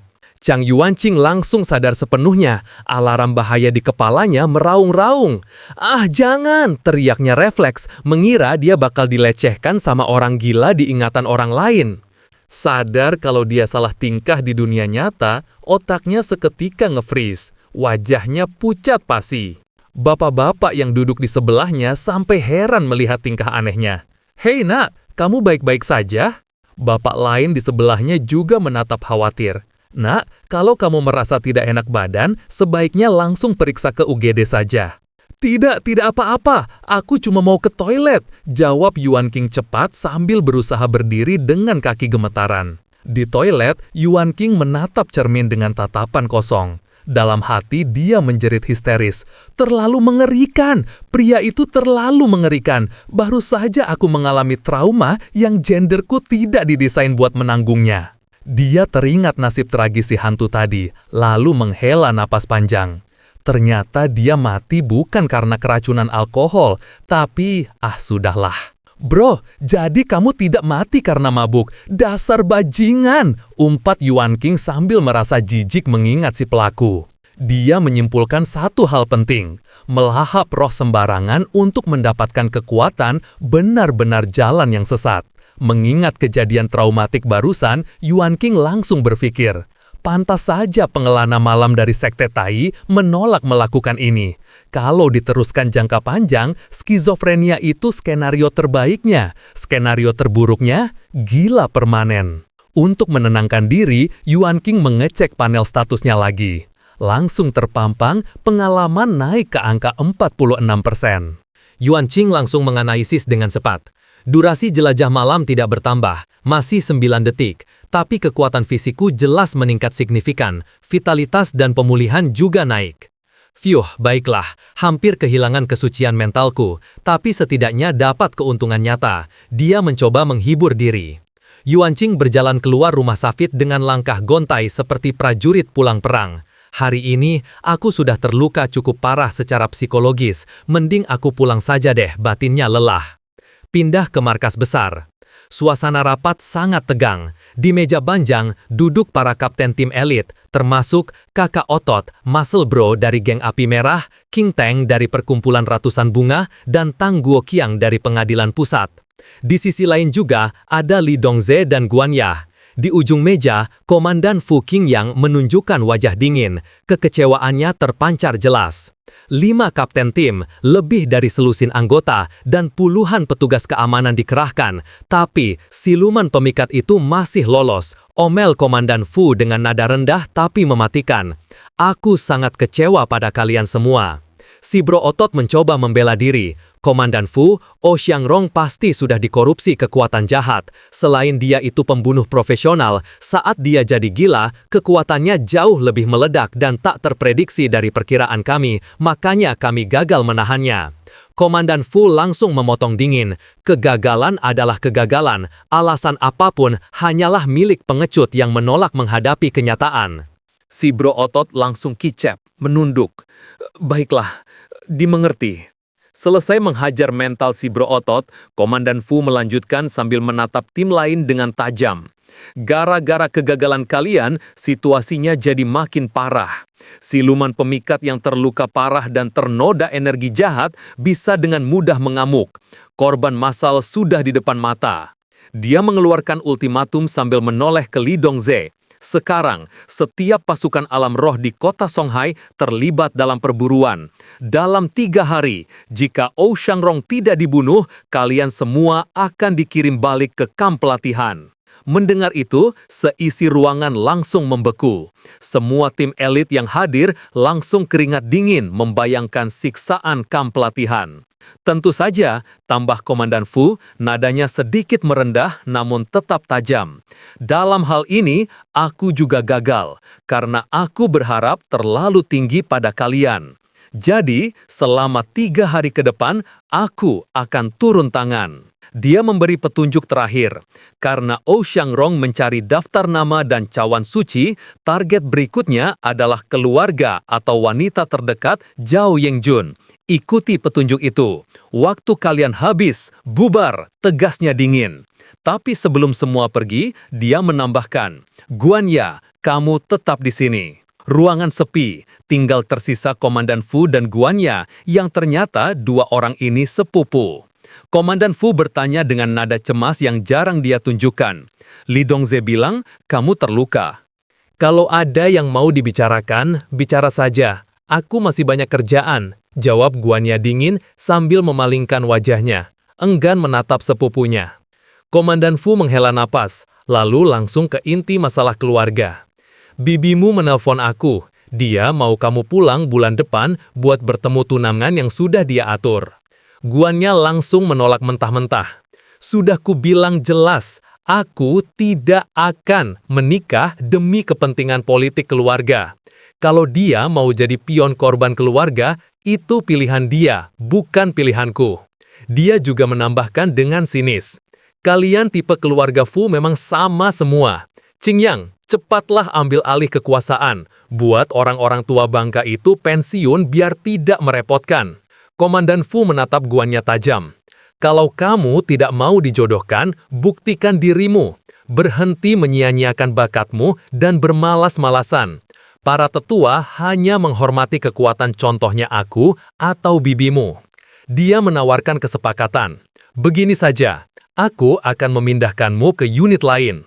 Tim 3 distrik Changtai itu solid. Mereka dapat banyak penghargaan setiap tahun. Tim 2 itu benar-benar tidak bisa diandalkan. Pergilah ke sana, poles rekam jejakmu. Dengan begitu, aku bakal punya alasan bagus buat menolak bibimu. Tapi Guanya menolak sambil tersenyum misterius.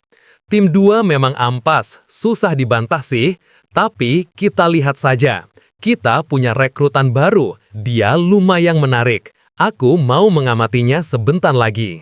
Guanya bangkit berdiri dan berjalan keluar dengan santai. Lebih baik kamu khawatirkan dirimu sendiri dulu. Kalau Ou Shangrong sampai membantai orang di Songhai, noda itu bakal menempel di rekam jejakmu selamanya. Mereka bakal menghalangimu masuk Dewan Tetua bagaimanapun caranya. Guanya menoleh sedikit di ambang pintu, memberikan pesan terakhir. Sepupumu pergi dulu, dadah. Keesokan harinya. Pagi yang cerah di kampus, tapi suasana hati Zhang Yuanqing campur aduk. Jadwal hari ini, gumamnya sambil mengecek mental checklist. Kelas pagi, ngobrol sama Bibi Yu nanti, dan sorenya, bersosialisasi sama teman kerja, memperkuat ikatan, dan memperluas jaringan. Sungguh hari yang penuh warna. Setiap hari ada saja yang dinanti-nanti, pikirnya mencoba optimis. Tiba-tiba, NPC random di belakangnya datang membawa gosip panas. Kemarin, beberapa petugas keamanan datang mencari Xu Yingying, dan dia menangis lama banyak di asrama setelah itu. Si cowok lain menanggapi, petugas keamanan ada apa memangnya? Mendengar kabar yang mungkin berkaitan sama Ou Shangrong, Yuanqing langsung pasang kuping. Katanya, Sugar Daddy yang mensponsori dia kena masalah hukum. Mereka menanyai dia soal itu. Lanjut si NPC di belakang. Jangan bilang dia kabur bawa duit. Dengan ekonomi seburuk ini, orang kaya bangkrut bukan hal aneh. Komentar si teman sok tahu. Yuanqing habis mendengar gosip itu, langsung membatin sambil berjalan di koridor. Kalau Sugar Daddy-nya pergi, dia tinggal cari yang lain. Tidak ada gunanya gantung diri di pohon bengkok yang sama. Tiba-tiba, shred! Langkah Zhang Yuanqing terhenti mendadak. Matanya membelalak melihat pemandangan yang bikin jantung copot di luar jendela. Di sana, di pinggir jalan, berdiri Ou Xiangrong. Si pembunuh buronan itu sedang merangkul bahu si kembang kampus dengan paksa. Xu Yingying dan Ou Xiangrong, batin Yuanqing kaget bukan main. Melihat sosok Ou Xiangrong di sana, otak Yuanqing langsung berputar cepat menyusun kepingan puzzle. Melihat wajah Xu Yingying yang pucat, penuh keringat dingin dan ketakutan, hati Yuanqing jadi tidak nyaman. Otaknya langsung menyimpulkan, apa mungkin kalau Sugar Daddy Xu Yingying memang si Zhao Yangjun? Kalau memang begitu, tidak heran para petugas keamanan mencari dia. Dan sekarang, Ou Xiangrong datang buat mencari barang bukti ke pacar korban. Mengingat kekejaman Ou Xiangrong, kalau tidak ada yang ikut campur, Xu Yingying bakal mati konyol, pikir Yuanqing khawatir. Sesaat berlalu, Yuanqing terus mengikuti mereka dari kejauhan. Hatinya bimbang.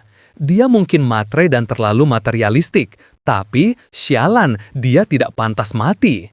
Jiwa hero-nya akhirnya menang. Dia segera melapor ke grup chat dengan jari gemetar tapi cepat. Ou Xiangrong menyandera Xu Yingying di Universitas Songhai. Beritahu anggota pasukan lain, aku tidak bisa bicara sekarang. Dia menyeretnya ke gedung parkir. Aku bakal buntuti dia dulu. Ketikanya cepat. Habis mengirim pesan darurat itu, dia langsung berlari cepat menuruni tangga darurat. Di perjalanan, notifikasi ponselnya berbunyi ting. Ada pesan masuk yang memperingatkannya. Dewa Surgawi Purba, jangan gegabah, tunggu bantuan. Tapi Yuanqing tidak menyadarinya karena terlalu fokus. Di tengah jalan, dia mengaktifkan skill andalannya. Matanya bersinar tajam, aura di sekitarnya berubah dingin, dan hawa keberadaannya mulai memudar. Aktifkan jelajah malam. Tubuhnya menghilang, menyatu dengan bayang-bayang di sekitar seperti hantu. Dalam hatinya, meski cemas, tapi Yuanqing juga sedikit percaya diri. Dengan sepatu dansa merah dan skill jelajah malam, biarpun aku tidak bisa mengalahkan Ou Xiangrong, aku pasti bisa kabur kalau terdesak. Risiko ini layak diambil. Orang gila seperti dia harus dibereskan secepatnya, baru semuanya bisa tenang. Tekadnya bulat. Yuanqing mengamati situasi dari kejauhan dengan jantung berdegup kencang. Jangan, kumohon, isak Xu Yingying ketakutan setengah mati. Aku beneran tidak tahu apa yang kamu bicarakan. Aku cuma sama Zhao Yongjun demi uangnya. Dia kasih aku 20.000 yuan sebulan cuma buat jadi pacar pajangan. Jangan bilang kamu tidak tahu. Ou Xiangrong menekan pisaunya lebih dalam, menggores sedikit kulit leher Xu Yingying. Aku kasih kamu satu kesempatan terakhir. Apakah Zhao Yongjun pernah bilang sesuatu tentang cawan suci atau daftar nama? Sambil menangis terseduh-seduh, Xu Yingying cuma bisa menggeleng gemetaran. Aku beneran tidak tahu apa-apa, sumpah. Mendengar jawaban itu, Ou Xiangrong menghela napas panjang. Ekspresinya berubah datar. Dia mundur satu langkah. Matanya langsung berubah dingin. Aura pembunuhnya meledak. Aku sudah memberimu kesempatan, dan kamu menyia-nyiakannya. Ancamnya dengan nada rendah yang bikin bulu kuduk berdiri. Gak! Leher Xu Yingying langsung dicekik dengan satu tangan yang kuat. Tubuh mungil gadis itu terangkat ke udara. Wajahnya yang putih mulus mulai berubah pucat pasi karena kehabisan oksigen. Dengan suara tercekat, dia memohon, "Tolong!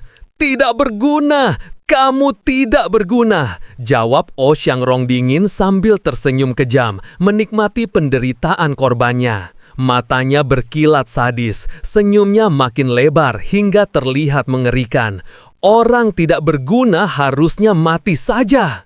Dia mengangkat goloknya tinggi-tinggi, mendekatkan bilah tajam yang berkilauan itu ke dada Xu Yingying, siap menghunjam jantungnya.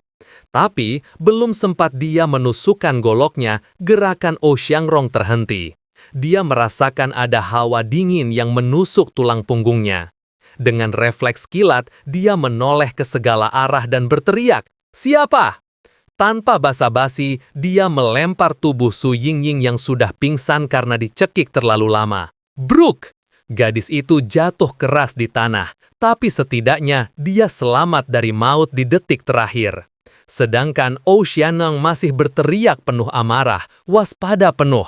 "Siapa itu? Tunjukkan dirimu!" teriaknya sambil mengayunkan golok yang kini diselimuti aura ungu gelap. Sampai akhirnya, aura ungu itu menyentuh sesuatu yang tak terlihat di udara. Merasakan kontak itu, dia langsung menyeringai dingin. Aku tahu di mana kamu sekarang, tikus kecil." Insting pembunuh Oh Xiangrong memang gila. Dia mendeteksi pergerakan halus di udara dan langsung melompat menerjang. Bam! Dia menendang keras ke arah ruang kosong yang ternyata langsung ditahan oleh lengan kiri Yuanqing yang mendadak muncul. Menerima serangan seberat itu, mode stealth Yuanqing buyar, wujudnya perlahan terlihat lagi. Dia berhasil menahan serangan brutal Oh Xiangrong dengan susah payah, tapi pemula bisa apa? Tubuhnya langsung terlempar jauh ke belakang karena dorongan tenaga yang tak masuk akal. Merasakan perbedaan kekuatan yang bagaikan langit dan bumi, Yuanqing cuma bisa menggertakkan gigi sambil panik. Gila, kekuatannya monster. Setelah menyerang dan menyadari betapa lemahnya pertahanan musuhnya, Oh Xiangrong akhirnya paham. Jadi, dia pengelana malam. Cih, lihat saja bagaimana aku membunuhmu. Tanpa membuang waktu, dia langsung berlari kencang menerjang ke arah Yuanqing yang masih terkapar. Yuanqing yang baru saja jatuh di tanah langsung mengaktifkan skill penyelamatnya. Jelajah malam! Tubuhnya seketika memudar dan menghilang dari pandangan. Dang! Golok Oh Xiangrong menghantam lantai beton tempat Yuanqing tadi berada. Bilah panjangnya hanya menebas angin, nyaris membelah Yuanqing yang baru saja masuk mode stealth. "Pengecut, keluar kamu!" tantang Oh Xiangrong emosi. Yuanqing mundur perlahan, bersembunyi di balik mobil sambil berusaha mengatur napas. Sialan, profesi kelas mental, kok pukulannya sakit banget kayak tank tipe melee? Ini nge-cheat namanya, keluhnya dalam hati. Tangannya gemetar hebat menahan rasa sakit akibat benturan tadi. Oh Xiangrong tidak tinggal diam. Dia melompat ke atas kap mobil satu persatu, berjalan perlahan sambil mengedarkan pandangan tajamnya. Pengelana malam dari Sekte Tai seharusnya tidak ada di Songhai, ucap Oh Xiangrong sambil menganalisis. Apakah kamu pengelana malam dari Aliansi 5 Elemen? Dia menyeringai meremehkan. Cuma pengelana malam level 1, berani-beraninya menyergapku. Cari mati. Biar ku tebak, jelajah malam level 1. Invisibilitasmu tidak akan bertahan lebih dari 20 detik. Berapa lama lagi kamu bisa sembunyi? Yuanqing mengumpat dalam hati. 20 detik? Kamu terlalu melebih-lebihkan aku, Om. Paling cuma 10 detik lagi. Dia tahu dia dalam masalah besar, sangat besar. Kekuatan fisik Oh Xiangrong ada di tahap transcendent. Kekuatan jarak dekatnya brutal. Dia juga punya berserk. Setelah membunuh, dia bisa mengamuk dan statnya naik gila-gilaan. Selain itu, dia bisa menandai target. Sekali kena tanda, mau kabur ke ujung dunia pun bakal dikejar. Dan yang terakhir, dia punya skill ultimate, kemampuan inti transcendent, pemikat. Itu skill kontrol mental, digabung sama kekuatan fisik monsternya, dia praktis tidak terkalahkan buat level kroco kayak aku. Analisis Jang putus asa. Waktu invisibilitas Yuanqing menipis. 10 detik sudah habis, gumam Jang pasrah. Dimulai dari ujung jari, tubuhnya perlahan mulai terlihat lagi, seperti efek glitch.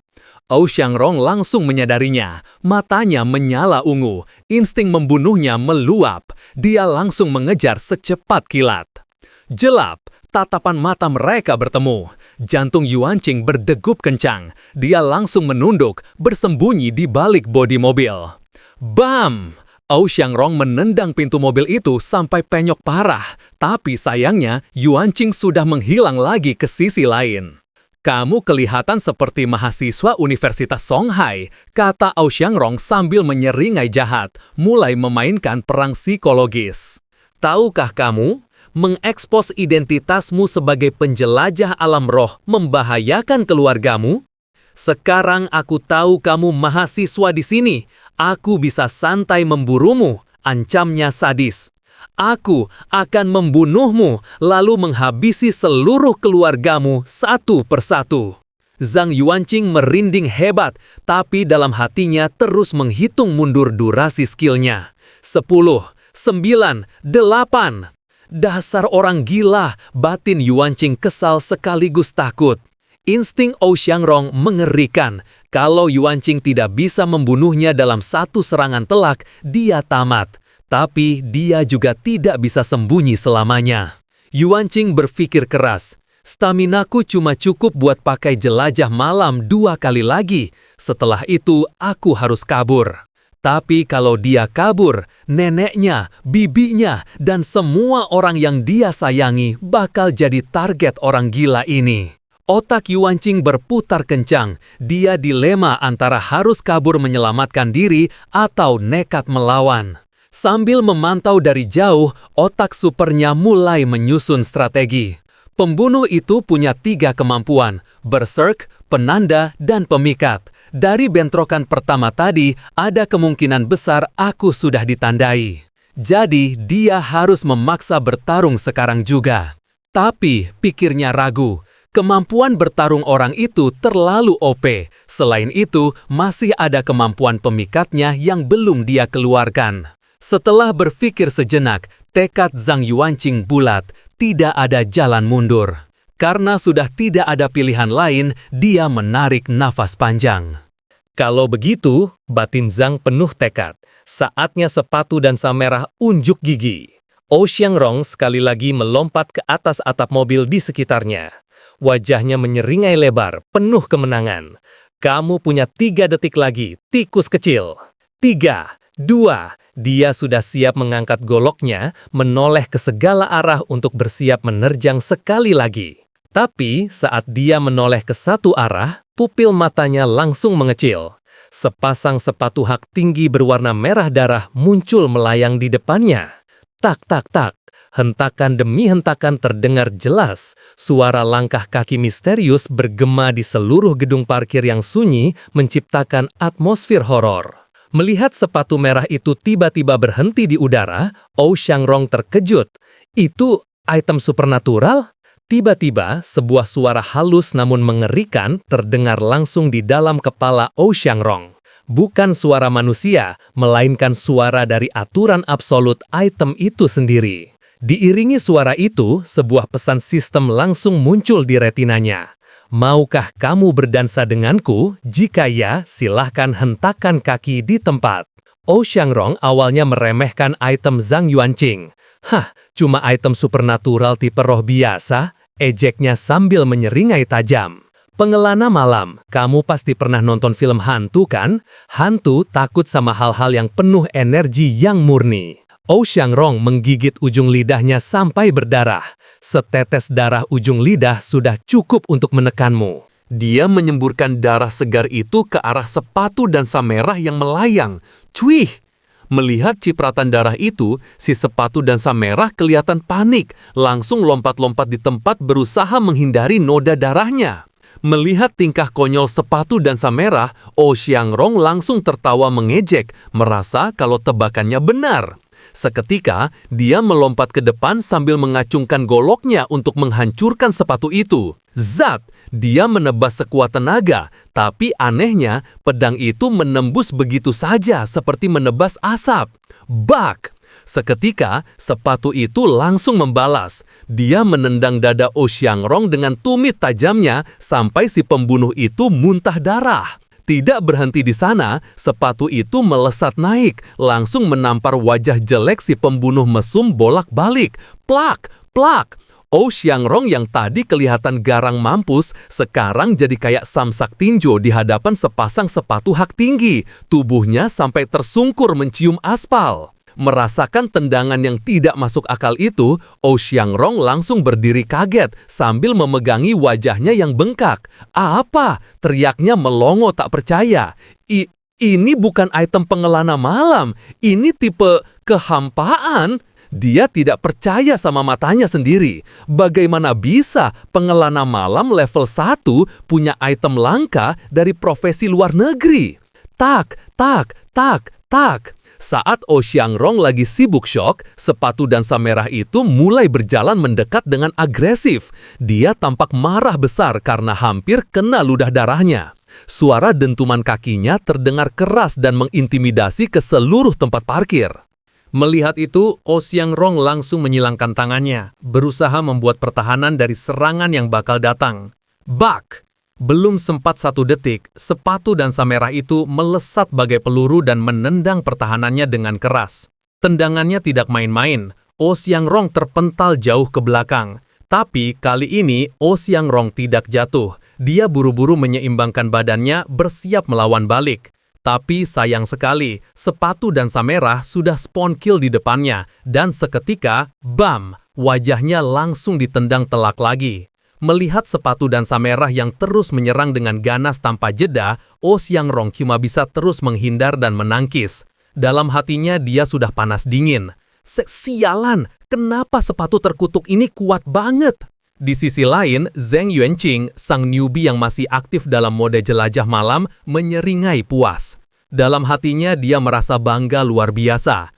Item tipe aturan itu memang tidak masuk akal, sudah seperti item cheat penentang surga. Dia lanjut menjelaskan mekanismenya dalam hati. Pengejarannya tidak bisa dihancurkan, tidak bisa diinterupsi. Target cuma bisa pasrah dikejar-kejar, kecuali mereka mengikuti aturannya. Bahkan kalau Oh Xiangrong sampai menelan harga dirinya dan mulai joget-joget, aku bakal ganggu dia biar dia salah langkah. Sekali dia tersandung, game over.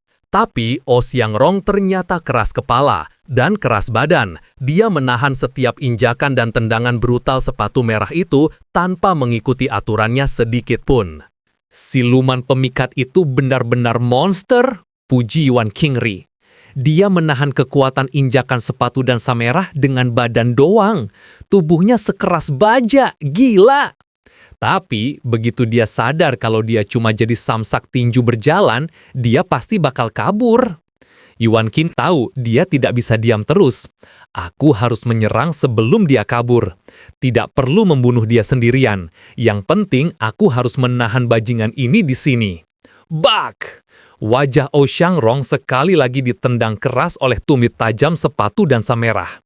Orang itu cuma bisa menggertakkan gigi kesal, menahan sakit yang luar biasa. Sialan! Teriaknya keras sambil menutupi wajahnya yang babak belur. Melihat momen itu, Yuanqing tahu kalau ini adalah kesempatannya. Swos! Dia langsung melesat maju, menerjang Oh Xiangrong saat visinya terhalang. Dia bergerak secepat kilat dengan tongkat Vajra di tangan, menyelinap ke belakang musuh sambil masih dalam mode tak terlihat. Oh Xiangrong yang sibuk melindungi wajahnya tidak siap menghadapi serangan dadakan dari titik buta. Yuanqing langsung mengayunkan tongkat Vajra penakluk iblis di tangannya ke arah kepala si pembunuh itu. Kena kau! Teriak Yuanqing dalam hati penuh kemenangan. Tapi begitu tongkat Vajranya hampir menyentuh kepala Oh Xiangrong, tiba-tiba sebuah pelindung transparan muncul menghadang. Kling! Melihat serangannya tertahan, Yuanqing kaget, sedangkan Oh Xiangrong langsung menyeringai lebar di balik pelindungnya. Dia tertawa terbahak-bahak seperti villain di film action. Hahaha, pengelana malam, kamu ceroboh!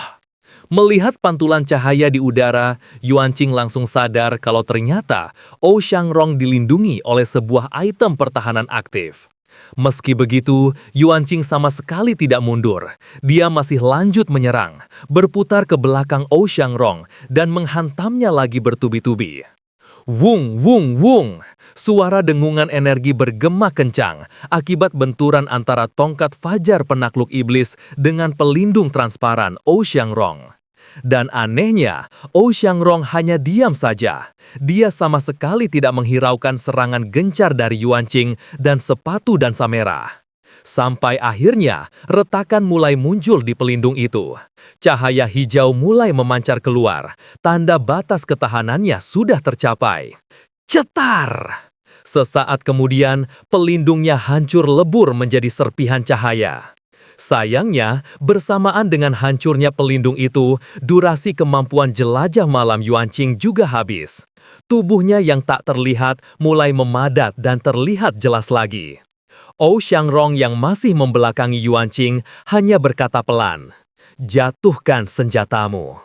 Dia tiba-tiba berbalik badan dengan cepat sambil berteriak dengan suara yang mengandung kekuatan hipnotis. "Jangan melawan!" Seringaian jahat muncul di bibirnya, matanya berubah menjadi ungu menyala yang mengerikan. Melihat mata menyala ungu itu, disertai perintah mutlak, "Jatuhkan senjatamu, jangan melawan." Tubuh Yuan Qing langsung kaku, membeku di tempat. Hahaha, aku rela menahan serangan sepatu dansa merah dan menahan diri tidak menggunakan item pertahanan ini sampai sekarang. Kamu tahu kenapa? Melihat kemampuan pemikat miliknya berhasil melumpuhkan lawan, Ou Xiangrong tertawa penuh kemenangan.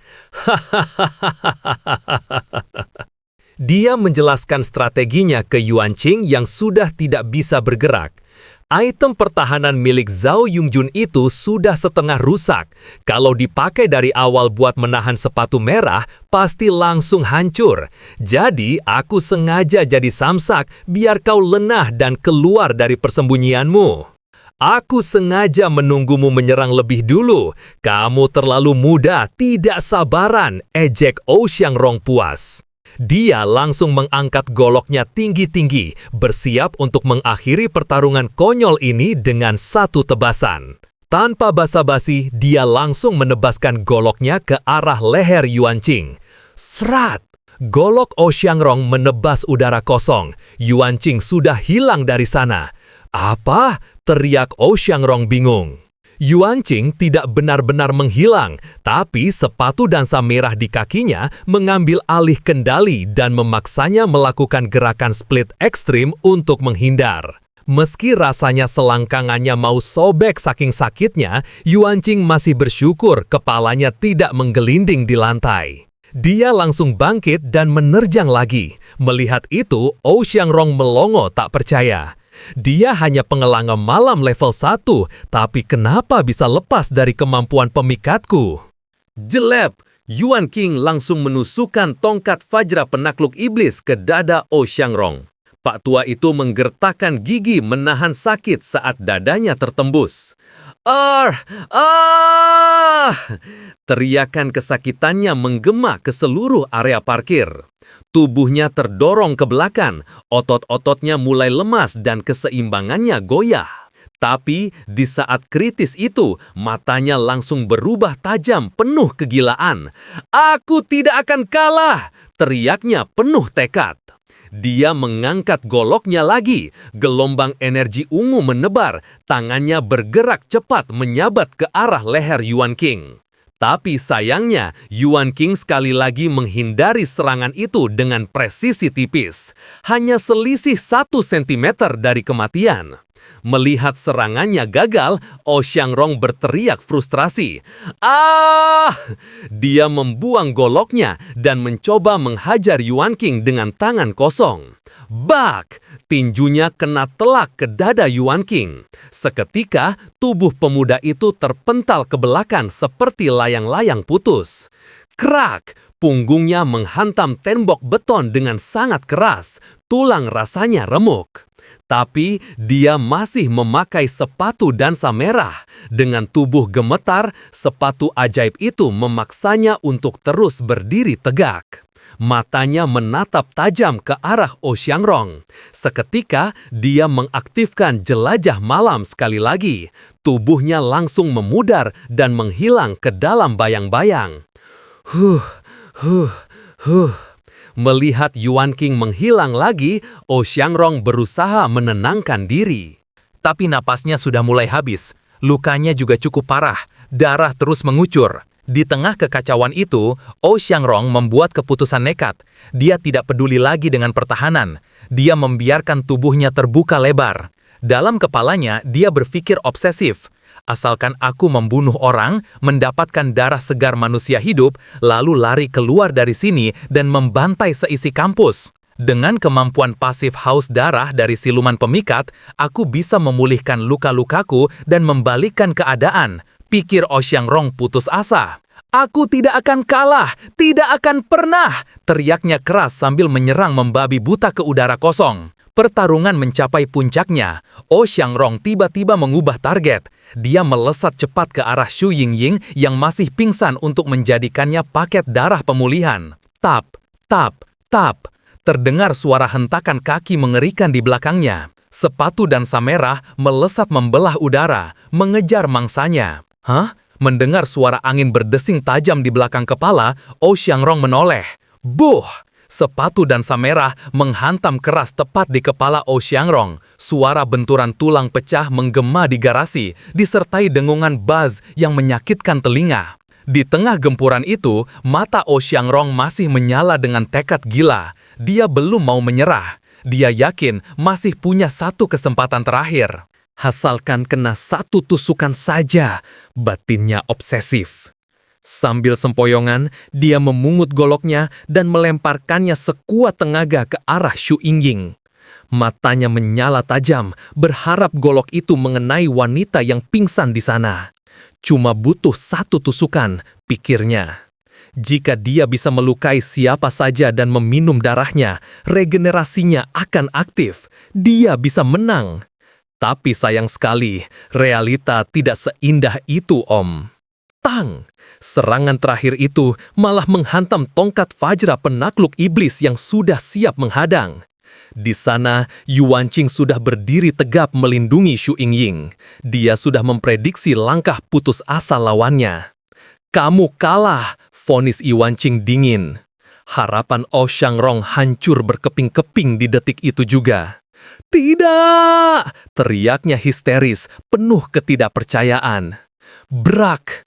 Tanpa ampun, serangan penutup dilancarkan. Sepatu dansa merah menghantam kepalanya sekali lagi dengan kekuatan penuh. Kepala itu hancur lebur tak berbentuk. Duk, duk. Suara detak jantung Oh Xiangrong perlahan melemah di kesunyian area parkir, sampai akhirnya dia ambruk, mati kaku. Mengakhiri riwayat siluman pemikat level 3 yang kejam itu untuk selamanya. Melihat musuhnya sudah tidak bergerak, Yuanqing langsung merosot duduk di lantai, napasnya ngos-ngosan parah. Akhirnya mati juga. Susah banget anjir, keluhnya sambil menyandar lemas di ban mobil. Sambil mengatur napas, dia mulai merekap strategi 5D chess yang barusan dia mainkan.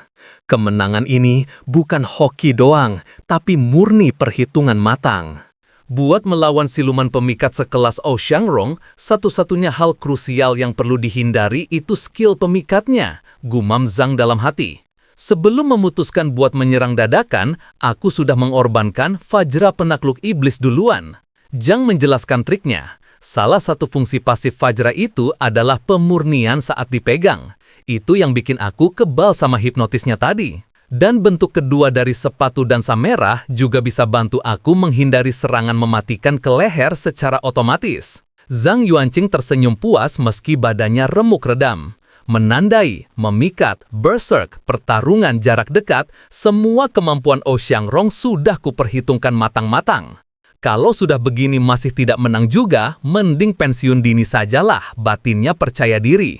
Tiba-tiba, layar hologram sistem muncul di depan matanya. Sistem, Anda telah membunuh siluman pemikat level 3, memperoleh 30 poin kebajikan, 15 poin reputasi. Fitur reputasi terbuka. Melihat notifikasi itu, pupil matanya mengecil, alisnya berkerut bingung.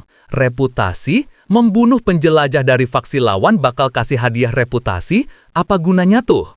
Tapi sudahlah, mikirin fitur itu nanti saja. Batinnya lelah sambil berjalan gontai mendekati mayat Oh Xiangrong yang kepalanya sudah tidak berbentuk. Karena masih kesal akibat pertarungan sengit tadi, Yuanqing dengan entengnya menendang kepala Ou Xiangrong yang sudah hancur, sampai salah satu bola matanya menggelinding jauh seperti kelereng. Dia langsung berjongkok, bersemangat menggeledah saku mayat musuhnya. "Sita semua, harta rampasan perang," serunya penuh semangat. Dia membuka dompet kulit yang dia temukan, berharap menemukan harta karun tersembunyi atau setidaknya black card, tapi isinya cuma kartu identitas palsu dan setumpuk uang kertas. Tanpa basa-basi, dia langsung menghitung isinya, tapi bukannya senang, wajahnya malah masam saat melihat jumlahnya. Sebagai buronan kelas kakap, masa dia cuma bawa 1.500-an yuan doang sih? Tidak level banget deh, keluhnya kecewa. Miskin banget jadi villain, modal dikit kek. Tapi tetap saja pantang menolak rezeki. Yuanqing langsung memasukkan uang itu ke sakunya sambil menghela napas pasrah. "Ah, sudahlah, lumayan buat jajan bakso. Anggap saja bonus lembur." Zhang Yuanqing lalu melihat item yang jatuh dari Ou Xiangrong, sebuah pisau tajam dengan aura merah menyeramkan tergeletak di sana. Dia langsung memungutnya. Sistem seketika menampilkan deskripsi item tersebut, nama, pedang haus darah, tipe, senjata, fungsi kemampuan, pendarahan, haus darah, penembus armor. Deskripsi, seorang siluman pemikat yang kuat memberi makan pedang ini dengan darahnya sendiri. Seiring waktu, pedang ini menjadi sangat haus darah. Bilahnya bisa membelah baja keras seperti memotong tahu, dan luka yang ditimbulkannya sulit sembuh. Ia akan menghisap darah mangsa dan mentransfer vitalitasnya pada tuannya, membuat tuannya semakin kuat. Catatan, pedang yang tidak ingin menusuk tuannya bukanlah pedang yang baik. Zhang Yuanqing bergidik ngeri membaca catatan terakhirnya. Untung aku waspada dan menjaga Su Yingying. Kalau dia kena tebas pedang ginian, kelar hidupnya, repot urusannya. Tapi dia menyadari satu hal krusial. Melihat kondisi Ou Xiangrong tadi, sepertinya pedang ini minta tumbal darah tuannya sendiri untuk aktif, keluhnya dalam hati. Selain itu, ada satu masalah lagi. Item ini tipe pengorbanan. Lagi-lagi tumbal darah. Satu Fajra penakluk iblis aja sudah bikin aku anemia. Kalau ditambah pedang haus darah ini, bagaimana aku bisa hidup sehat? Batinnya kecewa. Dia memutuskan dengan bijak. Mending jangan dibinding dulu deh, takut mati konyol karena kehabisan darah. Tap, tap, tap. Tiba-tiba sepatu dansa merah menghentakkan kakinya kencang di aspal menuntut perhatian. Saat Yuanqing menoleh ke bawah, pesan sistem dari sepatu merah itu muncul. "Maukah kamu berdansa denganku? Jika ya, silakan hentakkan kaki di tempat." Perhatian, setiap kali item digunakan, kamu harus berdansa satu kali. Jika menolak, sepatu dansa merah tidak akan lagi menghargaimu dan akan memburumu sebagai gantinya. Dengan senang hati, jawabnya lantang sambil memaksakan senyum lebar. Meski mulutnya tersenyum, dalam hatinya dia sudah memaki habis-habisan. "Item sialan, maksa banget sih. Awas aja kalau nanti aku jadi dancer beneran." Beberapa saat berlalu. Di pintu masuk area parkir bawah tanah, garis polisi sudah terpasang rapi. Kerumunan orang dan petugas mulai berdatangan. Di dalam area parkir, Xu Yingying sudah diangkut oleh tim medis. Di sana, Li Dongze dan Guanya menatap tajam ke arah mayat Ou Xiangrong yang kondisinya mengenaskan. Li Dongze bertanya pada Zhang Yuanqing yang berdiri santai di sampingnya. "Ini benaran kamu yang melakukan?" "Iya, benar," jawab Zhang singkat penuh percaya diri sambil menyeringai sombong. Li Dongze dan Guanya saling menatap bingung, seolah tak percaya. Li Dongze akhirnya bicara, masih dengan nada takjub. "Sungguh sulit dipercaya, pengelana malam level 1 membunuh siluman pemikat level 3 seperti Ou Xiangrong sendirian." Li Dongze menepuk bahu anak buahnya. "Dewa Surgawi Purba, kerja bagus, kamu berjasa besar hari ini. Ikut kami balik ke kantor, kita perlu mengekstrak memori Ou Xiangrong secepatnya." Mendengar itu, Guanya langsung tegang. "Jangan, tidak boleh." Dia lanjut menjelaskan dengan nada khawatir. "Ou Xiangrong sudah dikorupsi total oleh kekuatan jahat. Kita tidak yakin apakah tubuh rohnya juga ikut ternoda atau tidak. Lagi pula, siluman pemikat itu haus darah dan brutal banget. Energi negatif di dalam rohnya itu sangat kuat dan toksik. Itu bukan sesuatu yang sanggup ditahan oleh mental anak baru. Yuan Ting bakal balik ke Songhai sore ini kok, serahkan saja urusan ini, jangan ambil resiko. Yuan Qing yang mendengar itu langsung menjawab santai, tidak masalah kok, aku bisa mengatasinya. Dalam hati Guanya, rasanya ingin menjambak rambutnya sendiri saking frustrasinya. Dia menatap tajam ke Yuan Qing. Bocah ini harusnya tahu efek samping interogasi roh jahat. Kenapa dia semangat banget? Pasti ada udang di balik batu. Melihat tatapan tajam itu, Yuan Qing langsung mengalihkan pandangannya, pura-pura sibuk melihat langit-langit garasi. Nona besar, jangan melihat aku terus dong, seram tahu, batinnya getir. Li Dongze yang biasanya peka, kali ini malah mendukung. Tidak masalah Guanya, aku akan cari cara buat menetralkan efek sampingnya buat dia nanti. Memori Oxiangrong sangat vital. Semakin cepat diinterogasi, semakin baik datanya. Kita tidak tahu seberapa banyak memori yang sudah terkorupsi. Jelas Li Dongze tegas. Li Dongze bertanya lagi untuk memastikan. Dewa Surgawi Purba, apakah kamu yakin bisa? Tidak masalah Ketua Li, serahkan padaku, jawab Yuan Qing mantap. Dalam hatinya dia berpikir, kalau pengelana malam lain yang membaca memori Oxiangrong, rahasia soal sepatu dansa merah pasti ketahuan. Bahaya. Dia terus melirik Guanya yang masih menatapnya dengan curiga. Kenapa dilihatin terus sih? Jangan-jangan Kak Guanya sadar sesuatu. Ah, seharusnya aman lah ya, positive thinking aja, pikirnya mencoba optimis. Setelah semuanya beres, Li Dongze berbalik sambil memberi perintah kepada tim lapangan. Kami akan kirim mayatnya balik ke markas dulu. Anggota lain tetap di sini. Bantu petugas keamanan bersihkan dan amankan TKP. Sambil berjalan menjauh bersama anggota tim lain, Li Dongze menyuruh Yuan Qing naik ke mobil Guanya untuk mulai menulis laporan insiden. Setelah semua orang pergi, Guanya langsung mendekat ke Yuan Qing. Sambil menunjuk dadanya dengan telunjuk, dia bicara dengan nada kesal tapi peduli. Ketua tim sudah membawa pergi orang-orang yang mengganggu. Ayo kakak temani kamu hapus rekaman CCTV. Yuan Qing terbelalak kagum. Kak Guanya, ternyata kamu benaran menebak sesuatu ya. Yang mengerti aku emang cuma Kak Guanya seorang. Sementara itu, di grup chat kapten tim sementara, Li Dongze mulai beraksi dengan gaya menyebalkannya yang khas. Dia mulai melakukan panggilan suara di grup chat. Aduh, maaf ya teman-teman, tidak sengaja aku mengerjakan semua PR kalian. Anggota timku ini emang tidak tahu diri, main sikat saja. Maaf ya semuanya, bikin kalian tidak dapat kredit poin. Nanti kalau bonus turun, aku traktir makan enak deh, janji. Ketua tim yang lagi naik daun ini terus nyeroskos memanas-manasi. Semuanya jangan iri ya, ini cuma kebetulan semata. Bocah ini kebetulan saja menamatkan terowongan Yuling. Sekarang kebetulan lagi membunuh Oxiangrong. Tidak ada yang spesial kok, cuma hoki. Anggota grup lain langsung panas dingin mendengarnya. Si Bro Otot menjawab dengan nada emosi. Li Dongze, gaya bicaramu minta ditonjok banget ya. Mendengar itu, Li Dongze malah balik nasehati. Bro Otot, kamu harus lebih elegan dong. Jangan emosian terus nanti cepat tua. Oke, aku tutup dulu ya. Aku harus lapor ke Komandan Fu. Bye. Dia menutup telepon grup dan langsung menelpon nomor pribadi Komandan Fu Qingyang. Telepon baru saja tersambung, tapi suara Komandan Fu dari seberang langsung terdengar dingin dan sibuk. Aku sedang membaca data profil Oxiangrong untuk memprediksi rute pelariannya. Aku kasih kamu 10 detik. Bicara. Komandan Fu, kami sudah membunuh Oxiangrong. Lapor Li Dongze santai sambil senyum-senyum sendiri. Hening. Tidak ada suara dari seberang. Hanya ada Li Dongze yang masih senyum lebar, excited banget menunggu reaksi komandannya. Mendengar laporan mengejutkan itu, Komandan Fu langsung meletakkan berkas laporannya, lalu mengangkat telepon dengan lebih serius. Jelaskan, perintahnya singkat. Li Dongze menjelaskan, dia dibunuh di Universitas Songhai saat mencoba menginterogasi Su Yingying soal cawan suci dan daftar nama. Tapi untungnya Su Yingying tidak tahu apa-apa. Dia menambahkan, penilaian Komandan Fu benar, Oxiangrong memang sudah kehilangan akal sehatnya total.